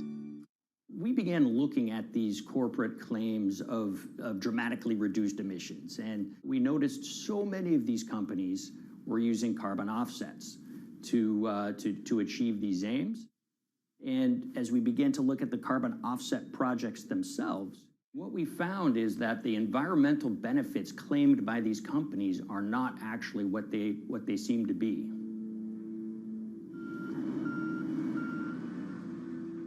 And as we sort of saw and spotted a number of these very aggressive carbon offset projects, which appeared to be generating inflated credits or bogus credits, we saw a number of them were associated with the Nature Conservancy. This surprised us. The Nature Conservancy is the world's biggest environmental group. They have about $1 billion a year in revenues, and they've been around for 7 decades. They've preserved about 125 million acres of land, and they've done so many good works over the years, and they've been very strong in terms of working with corporate partners. The Nature Conservancy has taken a different approach, a very pragmatic and pro-business approach. They will not go out and criticize a big polluter, but they're very happy to work with them. Some might say that, well, that's selling out, but others would say, and those at the Nature Conservancy would say, these companies have deep pockets. They can help fund important preservation work, and we have absolutely no problem working with them on this stuff. So companies are very warm, and they've partnered with the Nature Conservancy for many years. And yeah, it definitely lends a sheen of credibility to these projects. Here's 20 new reasons to visit Disney World this year. 1, 2, if you look at, for instance, Disney, that's a sprawling company with theme parks and cruise lines that burn up diesel fuel. They have office buildings and television studios that consume electricity. So these companies are trying to make major reductions in their carbon footprints, but it's very difficult to change these fundamental ways their businesses operate. So Disney has been a big buyer of carbon offsets that are orchestrated by the Nature Conservancy. One of the projects that they buy from is called Pennsylvania Ridges. And that's a plot of land. Most of the land is actually about a 3-hour drive outside of Philadelphia.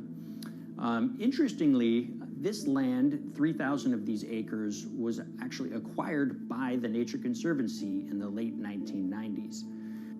This land was imminently threatened. There was a pending logging contract on this land. So they do what they've done so well for all of these years, which is they go out, they raise money from local philanthropists, and they go buy this land to protect it from developers and loggers. And at the time, according to an archived version of the Nature Conservancy's website, when they were proudly announcing this deal, they said, these threats have been abated because of this acquisition by the Nature Conservancy. So it's really interesting now, fast forward 2 decades to earlier this year when they put forward this carbon project. And if you look through it, this land is a key part of that carbon project. And what they're now saying is this land is now, once again, imminently threatened. 72% of the trees are going to be cut within 5 years. Now, this is just astounding because this land is owned by the Nature Conservancy. They do not clear-cut land that they've bought through philanthropic donations. So this scenario that they've put forward to get carbon revenues is not really plausible. And what that means is when you have Disney coming in and buying these credits, when it eventually lowers its carbon footprint because of these credits, well, that won't be a credible or truthful claim by Disney.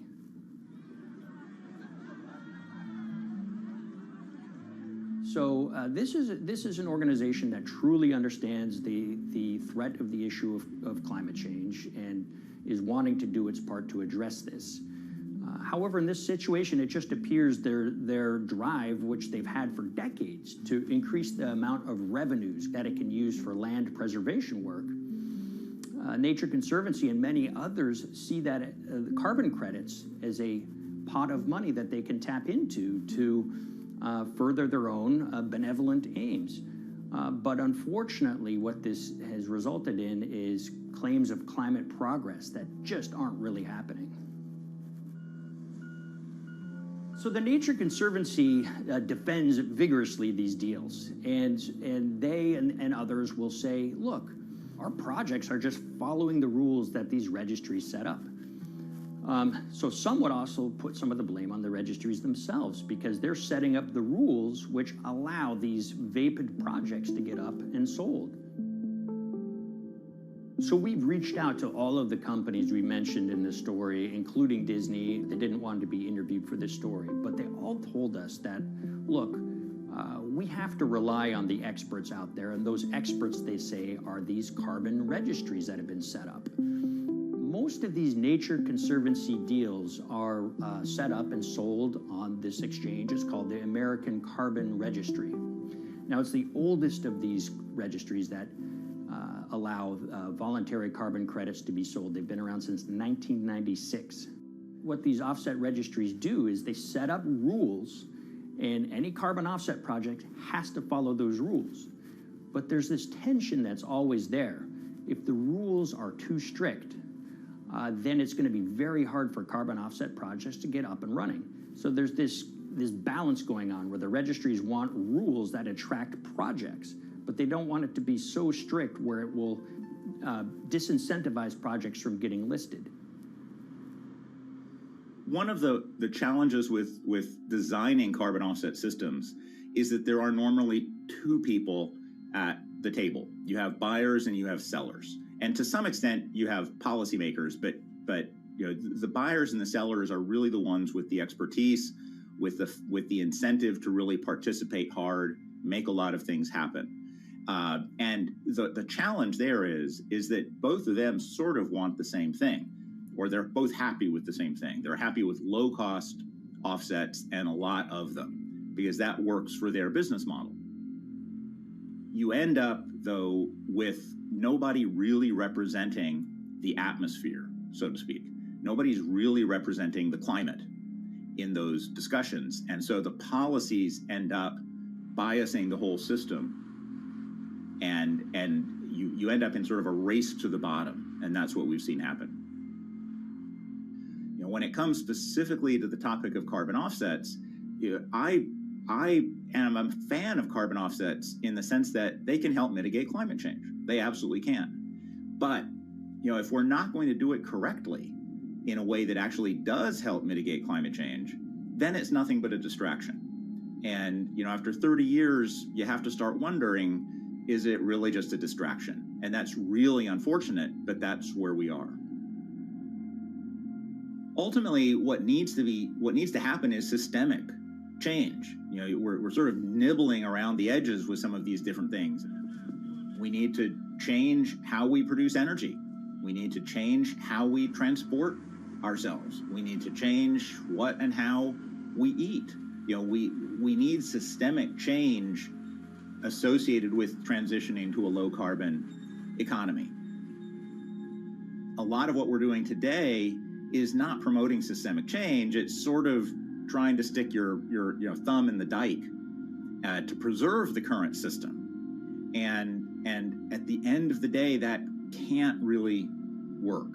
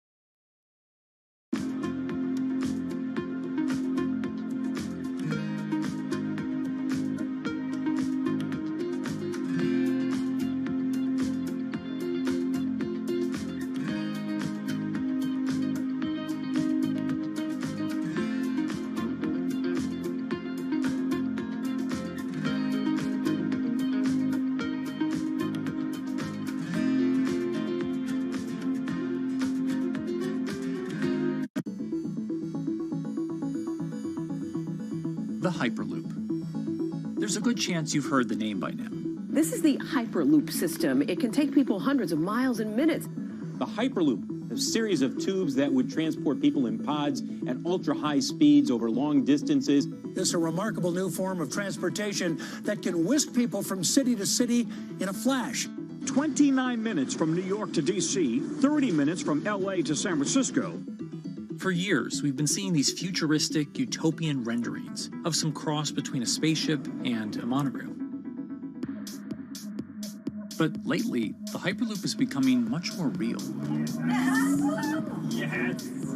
It was surreal to be even sitting inside a Hyperloop, and just even more incredible to actually be like riding down a track in something that was nothing more than a crazy idea 6 years before. Companies all around the world have been developing and testing the technology needed to propel passengers at speeds of over 1,000 kilometers per hour. But for many, speed is only the first step to unlocking the full transformational effects of a new mode of transportation. Fast is what we just sort of take for granted in the Hyperloop world. It's the network effects that really deliver the benefit. And that opens up a completely different scale of economic opportunity.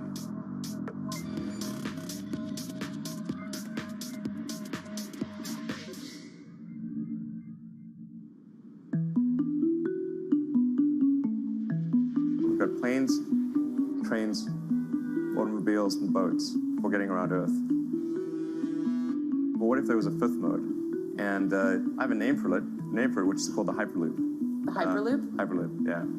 In 2013, while riding high on the growing success of Tesla and SpaceX, entrepreneur Elon Musk released a white paper outlining the basic framework of the technology he called Hyperloop. The basic idea goes a little something like this. A tube reduces the air pressure to a near vacuum-like environment. A Hyperloop pod is then suspended in the tube, usually by magnetic levitation. The whole pod can then be propelled forward. Because there's no traditional friction sources like air resistance or rolling friction that would push back against the pod, the Hyperloop is able to move at incredibly high speeds and do so fairly efficiently. Despite its futuristic name, however, the general concept behind Hyperloop is actually pretty old. In fact, New York City's first attempt at an underground public transit system in the 1870s was based on a similar principle. The pneumatic transit system was short-lived, however, only stretching one block and topping out at a rather leisurely 10 miles per hour. While Elon would make some 21st century improvements to this concept and bestow a very 21st century name, he wouldn't end up pursuing the technology itself, instead electing to focus his efforts on something a little bit deeper, literally digging the requisite tunnels via his boring company. It would take another billionaire industrialist who dabbles in spaceflight. No, wait, not that one. Yeah, that's the one. After Richard Branson would make a large investment in the company Hyperloop One, it would be renamed to Virgin Hyperloop. What we've always been trying to do as a company is show that this technology could work, that it could be made safe, and that ultimately it's something that's happening in the next couple of years, not the next 20 years. Josh Geigel is the co-founder and CEO of Virgin Hyperloop. In a familiar tech startup story, he's seen the project go from a garage to a large-scale testing facility outside of Las Vegas. So we started building the first kind of Hyperloop system in 2016. We've done a lot of work, about 500 tests that we've done on that over the last 5 years. And what we realized that we need to do is take that technology, show that it can be commercial, so drive the cost down, improve the efficiency, improve the performance. But the key thing is actually making it approachable and safe for individuals. In order to do that, Josh, along with Virgin's head of passenger experience, Sarah Lucian, bravely volunteered to take the inaugural ride. What her and I were realizing is we're the first two people sitting in a Hyperloop. The only type of people that have gone through this environment are in spacesuits, and there we are in just normal clothes because of the system, the safety of what we've designed. 3, 2, 1, launch. And then once we started going, you felt a bit of acceleration. We accelerated a little bit harder than we would in commercial. It'd be like a sports car. Yes. We got up to about 108 miles an hour on that test. And it's a short run. It's about 500 yards or so. And came to a stop. The test, lasting only about 20 seconds and covering only a quarter of a mile at just over 100 miles per hour, is a long way away from a true functioning Hyperloop. But as for optics, it's a crucial step for the future of funding. The number one question we got from investors or from project proponents or just people in general was like, is a Hyperloop safe? And what better way to show something is safe than by actually getting people on it? But convincing investors and governments that would likely be fronting some of the construction costs for an unproven technology is no easy task. First and foremost is the question of safety. Most people don't know how an airplane works, but yet they get on an airplane. They get on an airplane because, it's faster than driving, and most importantly, they've probably gotten off of one before, they've seen someone get off of one before. And so what we set out to do was actually show that Hyperloop could be safe with two normal people, not astronauts, not adrenaline junkies or test pilots or anything like that. Two normal people getting on a Hyperloop, and then most importantly, those two people getting off.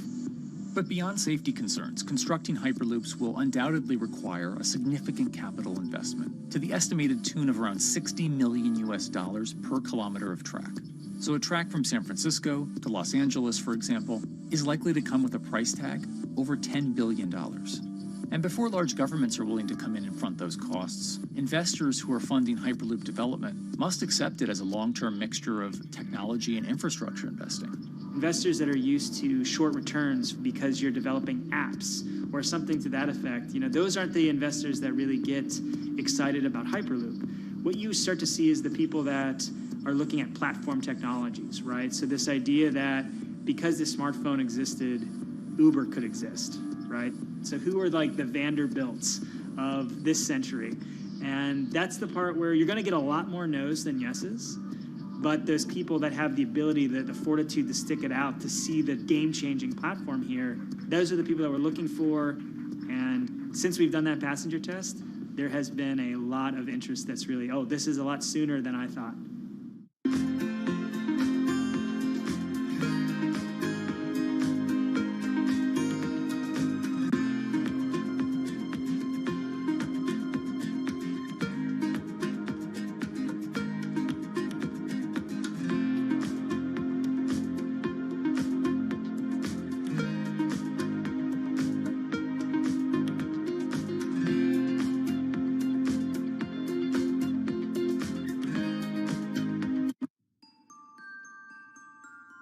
Envisioning the ripple effects of what Hyperloop could achieve, though, is fairly challenging at this stage of development.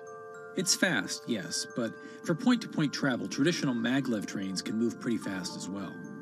And outside of China, South Korea, and Japan, even those haven't seen much adoption elsewhere due to the high costs and questionable profitability.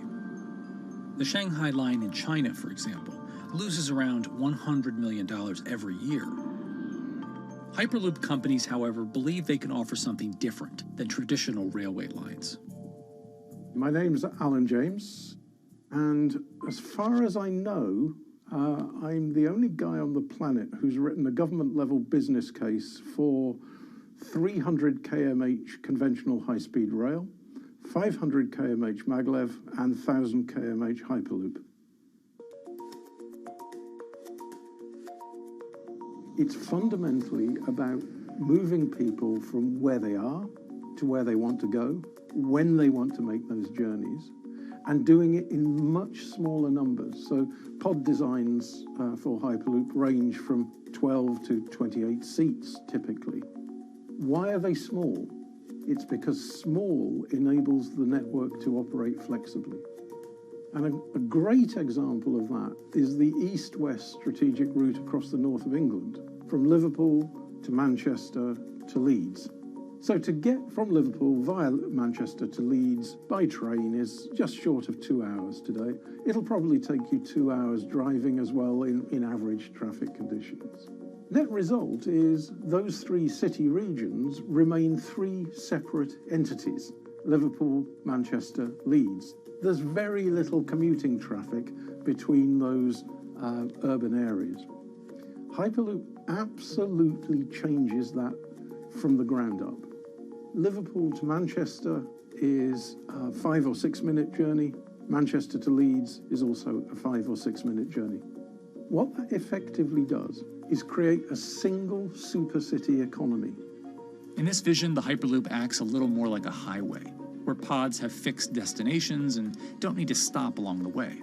Meaning you can travel on a Hyperloop network from, say, Liverpool to Leeds, while the pod behind you travels from Liverpool to Manchester. And if that metro Hyperloop network is connected to other networks from the same location, you could travel from Liverpool to Paris or Liverpool to Amsterdam, all without making a single stop. For passengers, for business, for leisure, that is utterly transformational. For high-value freight and logistics, it's equally transformational. But critically, if you do a Hyperloop network at scale, you begin to deliver massively significant carbon savings too. A multi-regional Hyperloop network could become a replacement for both short-haul passenger and cargo flights and traditional ground transportation, both of which are significant carbon producers. One Hyperloop-connected distribution hub, perhaps at an airport that is predominantly used for international air freight, replacing maybe 10, 12, 15 distributed road hubs. It takes a lot of polluting and inefficient truck haulage off the roads. That itself means roads gain extra capacity. Hyperloops will still need to use electricity to both move pods and maintain the near-vacuum environment in the tube. Proponents of the technology believe that this can be done by using renewable sources, including a combination of solar panels and battery technology that could be used along the Hyperloop itself.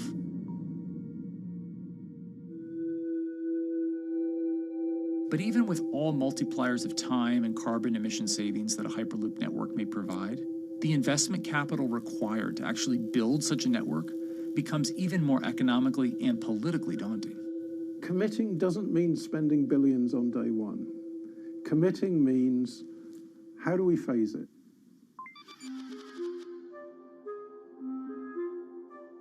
One company in the Netherlands is working to develop that technology, and perhaps more importantly, the international coalition needed to make the Hyperloop network a reality. So we are here in Europe's first full-scale Hyperloop test facility, where we can already prove every conceptual technology of the Hyperloop. This is Tim Houter, a co-founder and CEO of Hart Hyperloop, headquartered in the city of Delft. And while this testing tube might not seem as large as others, inside is a key technology to create the on- and off-ramp type infrastructure of a Hyperloop network. That is, a lane switch. That's something we can already test here. You can actually see it here, that the track is diverging from one track into two. That makes it possible to eventually split up the Hyperloop track in two sections. And in that sense, you can create a complete Hyperloop network that in the end will make it possible to travel, for example, over a whole continent. And take Europe, for example, with the same ease as you can now travel with a metro in a city. The nice thing about this magnetic levitation system that we've developed is that there's absolutely zero moving components in the track. So for example, if you have to do a lane switch, all you do is that the tube basically splits up, and statically the tracks also split up. And whenever the vehicle enters a switch, it either pulls itself to the right with its magnets, or it pulls itself to the left with its magnets.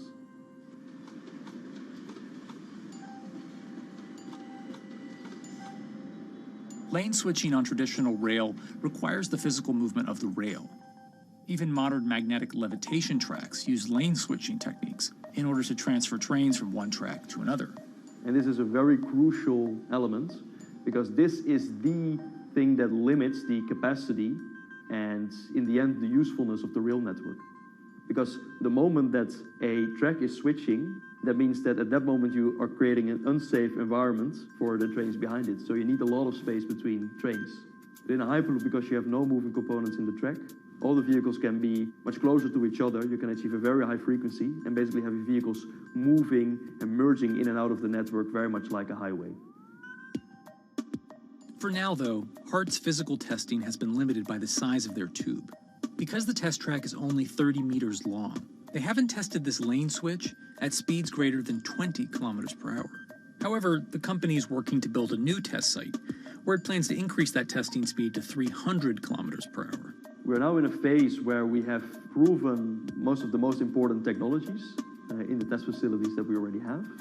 And we have also demonstrated the viability and the feasibility of a network. If you look at all the subsystems that it consists of, most of those are proven systems, already demonstrated in lab conditions. So we don't really believe that the technology itself is going to be the biggest challenge. Because for all Hyperloop companies out there, actually building a Hyperloop system requires more than just a good product. We're talking about the safety aspects, we're talking about integration into the environment, we're talking about the social aspects. Do people feel comfortable traveling in such a system? So it's about all these different aspects, and the complexity is really getting all the different stakeholders that are relevant and that do need to contribute to bring this to market, to get them all following the same roadmap.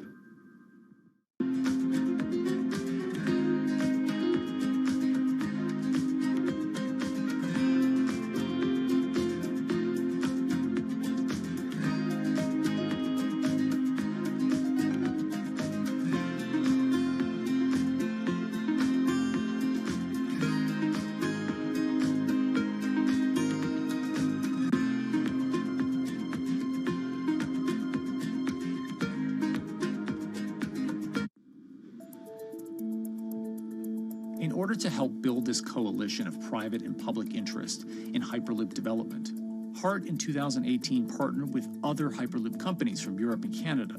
The goal was to define, establish, and standardize the framework to regulate Hyperloop systems. Right now we are working with all the Hyperloop developers together in setting up the first, let's say, structure for starting the standards drafting. One of the most important goals for HART is interoperability, which is essentially making sure that different systems can communicate with each other. Interoperability is so important because what we want to achieve is actually have this seamless travel experience. So you don't want to end up, for example, going from Madrid to Paris and then switching because you need to use a different technology to get, for example, to Amsterdam.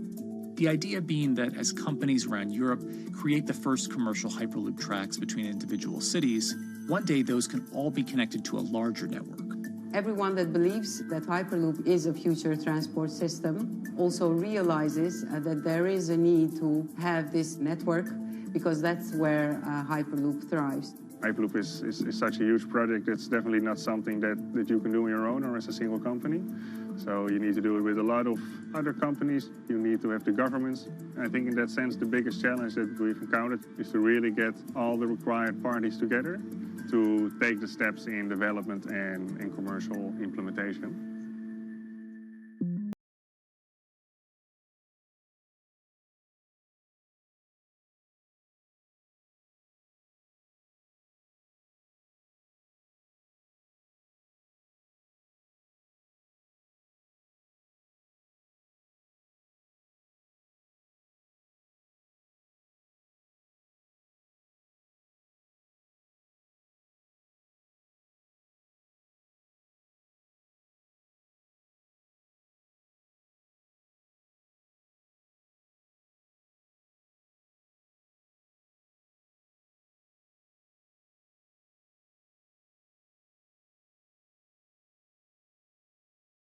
The idea that there's multiple Hyperloop companies, I think, is a redeeming aspect in the business. People really want to see something happen, so having multiple people move forward is good for that. I was struck when Josh and Sarah rode the pod. 2 or 3 of the major outlets used the phrase, "We now have a new mode of transport." And although all of that technology had existed before those 2 human beings rode it, it was the moment at which those 2 human beings traveled that short distance down the tube that in popular imagination, Hyperloop became a mode of transport. The metaphor I use with my team is that, the Wright brothers were first, but none of us fly on Wright brothers airlines anymore. If you don't continue to innovate, you're not going to be around, and so we'll continue to be at the forefront of building Hyperloop. Back in 2013, Elon had an idea. I think the difference now in 2021 is some brilliant engineers have spent real time grinding out the details. And I thoroughly expect the next 3 to 5 years to be decisive.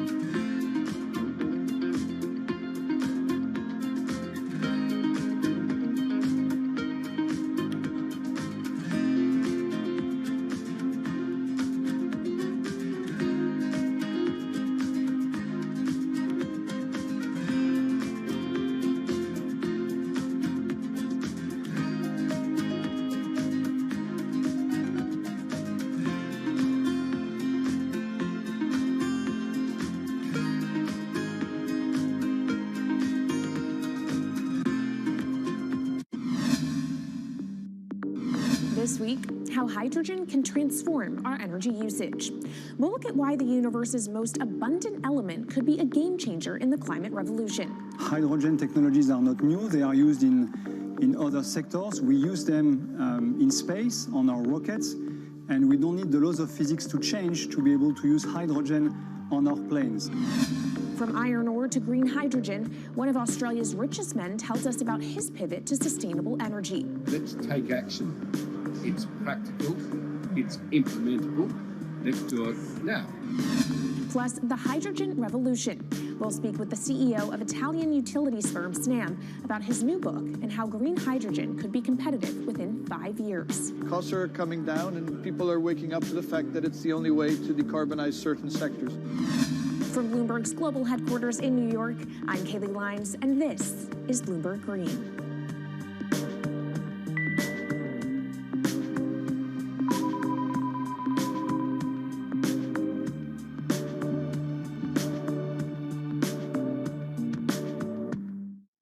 It's a new year, so here at Bloomberg Green, we're highlighting new solutions in the fight against climate change. And one of those is as old as the universe itself, hydrogen. It's the simplest element around, but could well be a game changer when it comes to turning around our dependence on fossil fuels. Today, hydrogen is used in the chemicals industry to produce petroleum products. It's also starting to be used in steel production, an industry under a lot of pressure to decarbonize. But it has far more uses as well, from powering cars to heating our homes. And Bloomberg New Energy Finance sees a seismic shift in the sector in the next 10 years as green hydrogen squeezes out dirtier alternatives. So-called gray hydrogen dominates today. But as renewable electricity gets cheaper and more accessible, so will green hydrogen. In this week's edition of Bloomberg Green, we'll explore what this push into hydrogen means for tackling climate change. We'll hear from Australian billionaire Twiggy Forrest about his pivot from iron ore to hydrogen, and we'll also speak with the CEO of Italian utility company Snam about his book, The Hydrogen Revolution. But first, what are we using hydrogen for? And why does it actually matter? Christine Lee Edwards explains. Hydrogen, the most plentiful element in the universe. On Earth, we find it mostly bonded to oxygen in the form of water, or in other gases known as hydrocarbons. Hydrogen gas, H2, burns hot and clean, making it an attractive tool in the race to net zero. But isolating hydrogen from other elements is no easy task. Today, the cheapest way to do this is via chemical processes that break up natural gas. This releases a lot of carbon dioxide. Another method is to use electricity to split water molecules in a process called electrolysis. Although there is no carbon byproduct, a lot of electricity is needed. And if this power comes from burning coal or gas, it negates the zero emissions goals of using hydrogen to begin with. Hydrogen produced in this way, powered by fossil fuels, is called gray hydrogen. If carbon capture and storage is used together with fossil fuels, then it becomes blue hydrogen. If nuclear power is used, it's called pink. And finally, green hydrogen is when it's produced via electrolysis and powered from renewable sources. This method is considered emissions-free. It's predicted that by the early 2030s, H2 made from renewables will be cheaper than that made from fossil fuels. But that hinges on the cost of electrolysis declining, which will be achieved through larger projects and an expansion of manufacturing. To be clear, vast amounts of H2 are already used today. Global production in 2018 totaled 117 million metric tons. This hydrogen is mostly used for its chemical properties, not as a source of energy, and very little of it is clean. Some sectors like steel could start using hydrogen for these chemical properties, replacing coal. Industries like cement and glass may also use hydrogen as a source of heat. Another advantage is its energy storage potential. It can be stored over long periods of time and used when more power needs to be added to the grid. It also could hold an advantage over batteries in heavy transport and shipping. The promise of hydrogen for energy has been around since at least 1874, when Jules Verne wrote about it in his book, The Mysterious Island. But the future of hydrogen will depend on policy. Countries with net zero targets, carbon pricing, and hydrogen strategies with investment mechanisms are likely to see the highest H2 demand.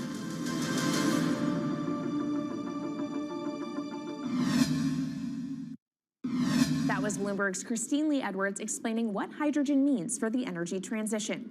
But how are businesses approaching the sector? Well, one of Australia's richest men is making a big play into hydrogen. Andrew Forrest, better known as Twiggy, made his fortune from iron ore, being the chairman, former CEO, and major shareholder in Fortescue Metals, one of the world's biggest miners. But after having made over $10 billion in profit from the metal in the last fiscal year, Twiggy wants to transform Fortescue into a clean energy company. He's been scouring the planet in search of investment opportunities in hydrogen and renewables. The firm plans to allocate up to 10% of its annual profits for green energy investments and is exploring projects across the globe, from Indonesia to Argentina. Francine Lacqua caught up with Twiggy Forrest. There's only one type of clean hydrogen, all the rest is dirty. Yeah. That is green. If you just say green hydrogen is clean, the rest is dirty, then you've actually nailed it. And, you know, anyone else who produces any other rubbish, any other argument, just look them there and say, why is global warming accelerating if anything you're saying is true? And then you'll know, actually, it's greenwashing. Yeah, but there's a lot of greenwashing because I keep on being told it's a transition. We can't just, make the transition at a click of a finger. So what are we doing wrong? What can we do better? I don't remember the personal computer having to transition the typewriter. I really don't remember that. I don't remember the smartphone having to transition the pocket calculator and the old landline.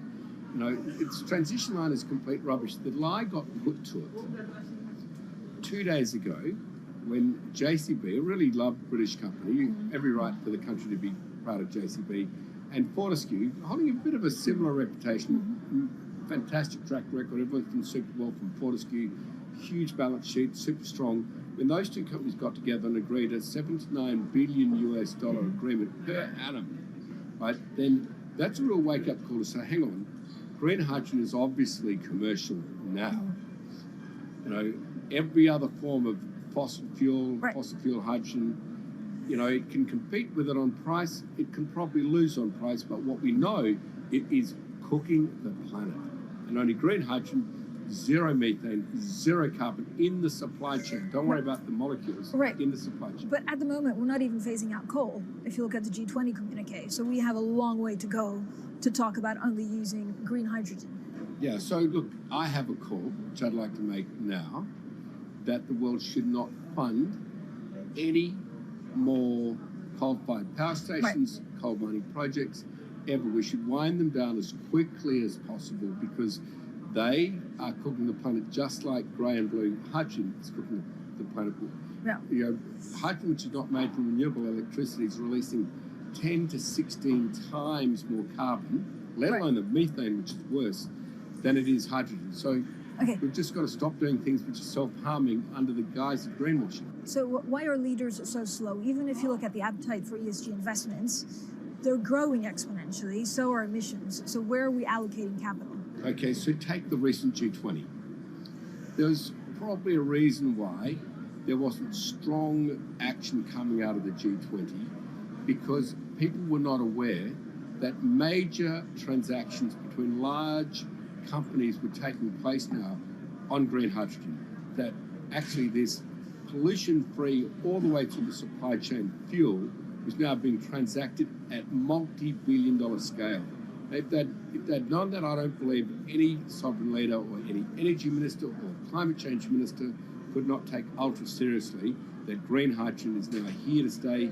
It's broken through. History has been made. It will never go back. Okay, what is the one thing that you would tell leaders today and business leaders? How do we transition faster than what we are now because we're at real risk of missing our targets? Oh, so that's really simple. You stop funding, you stop subsidizing, you stop using money into fossil fuels. It could be carbon sequestration, it could be fuel rebates, could be anything. Hundreds of billions of dollars getting ashed while we ash the planet on fossil fuel subsidies. Because we haven't had that renewable electricity, we haven't had that green hydrogen, we've kind of been pushed down. It's all sorts of excuses. Oh, it'll never be commercial, it'll never be supplied in the quantities we needed, you know, blah, blah, blah. Now we know, let's take action. It's practical, it's implementable, let's do it now. Okay, if we do it now, is there going to be a shock to the energy system? Is there going to be a shock actually to economically? And is it worth, you know, not talking about transition, just going from A to B? Yeah, it's a fantastic question.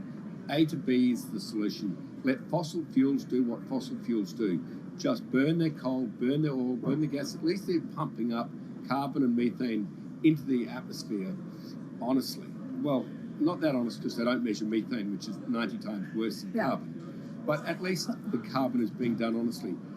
Encourage the green hydrogen sector to come in really fast. Okay, it's there. There's renewable power all over the world. We now know how to make electrolyzers much cheaper, like 25% of the original cost. We know how to do that now. We don't have an excuse to get into it. Does it need to be cheaper than oil and fossil fuel for it to be viable worldwide? Well, right now it is. Okay, so let's just swallow that bit of financial data. Right now it is cheaper, and it's getting more cheap. It's the only fuel you know of which is declining in value. You don't have enough of it, right, to power the world? Yes. That's only because we haven't had policies to support it. If we had policies to support it 5-10 years ago, it would be everywhere. You'd see the global warming budget start to come down. Now, we've got 5 or 10 years to make a huge difference. I need policy leaders all over the world to appreciate now, okay, big business is transacting with green hydrogen in multi-billion-dollar agreements. We now know it's here and it's here to stay. Let's spread it everywhere. Coming up on the program, the hydrogen revolution. We'll speak with the CEO of Italian utility firm Snam about his new book and why he thinks green hydrogen will be competitive in just 5 years. Plus, how are airlines working to become more sustainable? We'll look at how Airbus plans to step up in the climate fight. This is Bloomberg Green.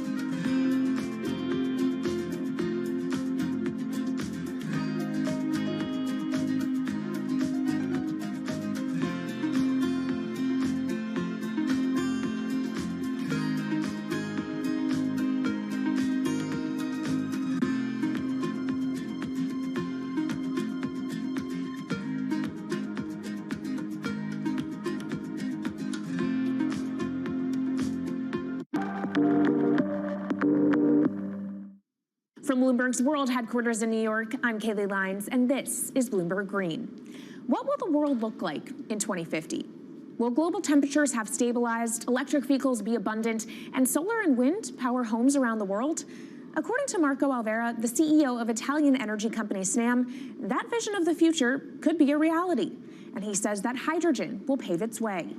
As he tells it in his new book, The Hydrogen Revolution, Alvera's moment of reckoning came in November 2018 when he tasked the Snam Scenarios team with studying how Europe could reduce its CO2 emissions to zero by 2050. Looking through the results of the study, Alvera said he was struck by how much hydrogen was in Europe's energy mix by that year. Beyond the abundance of hydrogen, the Snam model also predicted that it would be the cheapest form of decarbonized energy for many sectors, and that it could be cheaper than today's prices for oil, coal, and nuclear power. Our Maria Tadeo spoke with Alvera at COP26. It's happening all very fast. We see the cost of hydrogen coming down a lot. Hydrogen will play a big role in the energy mix. I don't know if it's going to be 15 or 25% of a fully decarbonized energy system, but it's going to be big. Costs are coming down, and people are waking up to the fact that it's the only way to decarbonize certain sectors, the so-called hard-to-abate sectors. And you say it's the only way and the costs are coming down. Where do you see prices moving? Because a lot of the reticence at times has to do with the pricing, that some argue, well, it's still not the cheapest option on the market. So when I was first working in hydrogen in 2004, it was costing $1,000 per megawatt hour. 2010, $600. Today, $100, and we see it going down to $50 in 5 years' time, and to going down to $25 per megawatt hour in the next 10 years or so, which is a quarter of where it is today. That's really because renewable energy, and we're talking green hydrogen here, renewable energy costs are falling, but the cost of making the electrolyzer, which is the kit that you use to convert solar or wind energy and water into hydrogen, the cost of this kit is falling a lot because it doesn't really exist on an industrial scale. So as we build up capacity, we industrialize it, we standardize it, and we squeeze costs out. That's really the cost trajectory. And for that, of course, you need demand, however, for governments and also institutions to kind of buy into this idea that it is the future and we want to invest and create infrastructure. What are they telling you? When you speak to governments, when you speak to officials, are they keen on this? They're very keen. So the Department of Energy shares our view in the States of getting to below $1 a kilo, which is $25 a megawatt hour. The European Union has a hydrogen strategy, which is very clear, and several member states have the same. Chile wants to export a lot of hydrogen. China's big on hydrogen. Australia is very big on hydrogen. Japan is blending already hydrogen. So I would say the world is now really focused on this because it's the only way to store energy for a long period of time economically is to convert it into either a liquid or a gas. And of course, you talk about the price, but the other big component is the volume. You know, how big can you go? Where do you see that on a time scale? So wherever it's sunny or windy, you can produce very cheap hydrogen eventually. And so compared to oil and gas, which are concentrated in few parts of the world, it's going to be very democratic from that point of view. So every sunny place, every desert, every ocean wind can be turned into hydrogen that we can put on ships, in pipes, and really start trading it around the world. So it's going to happen a lot faster than a lot of people think. So, and when you say a lot faster, what is that in time? As I said, $50, which is essentially oil parity within 5 years. And then, depending on how quickly we ramp it up after that, we could get to $25, which is coal parity before the end of the decade. And in big scale. In big scale, because once you get to coal parity, that's the only way we're going to get China and India to stop burning new coal. We have businesses in China and in India, and I see a lot of hydrogen development, a lot of renewable development in both countries. The India announcement was incredibly strong on 2030. Some people were upset about the 2017 net zero deadline, but when it comes to 30, he announced a big commitment to get to 50% renewables. Were you surprised by it? I was surprised that they would make it so explicit, and even the net zero is a big thing for them. And so I think it will happen faster than 2070 because of the falling cost of renewable and hydrogen. India's burning 80 gigawatt of oil, of diesel, to keep the lights on. So there's an immediate opportunity there, and we're very interested in working that country. And with regards to China, perhaps the fact that we haven't really seen them active, I guess the diplomats are working on this, but we haven't really seen the leadership.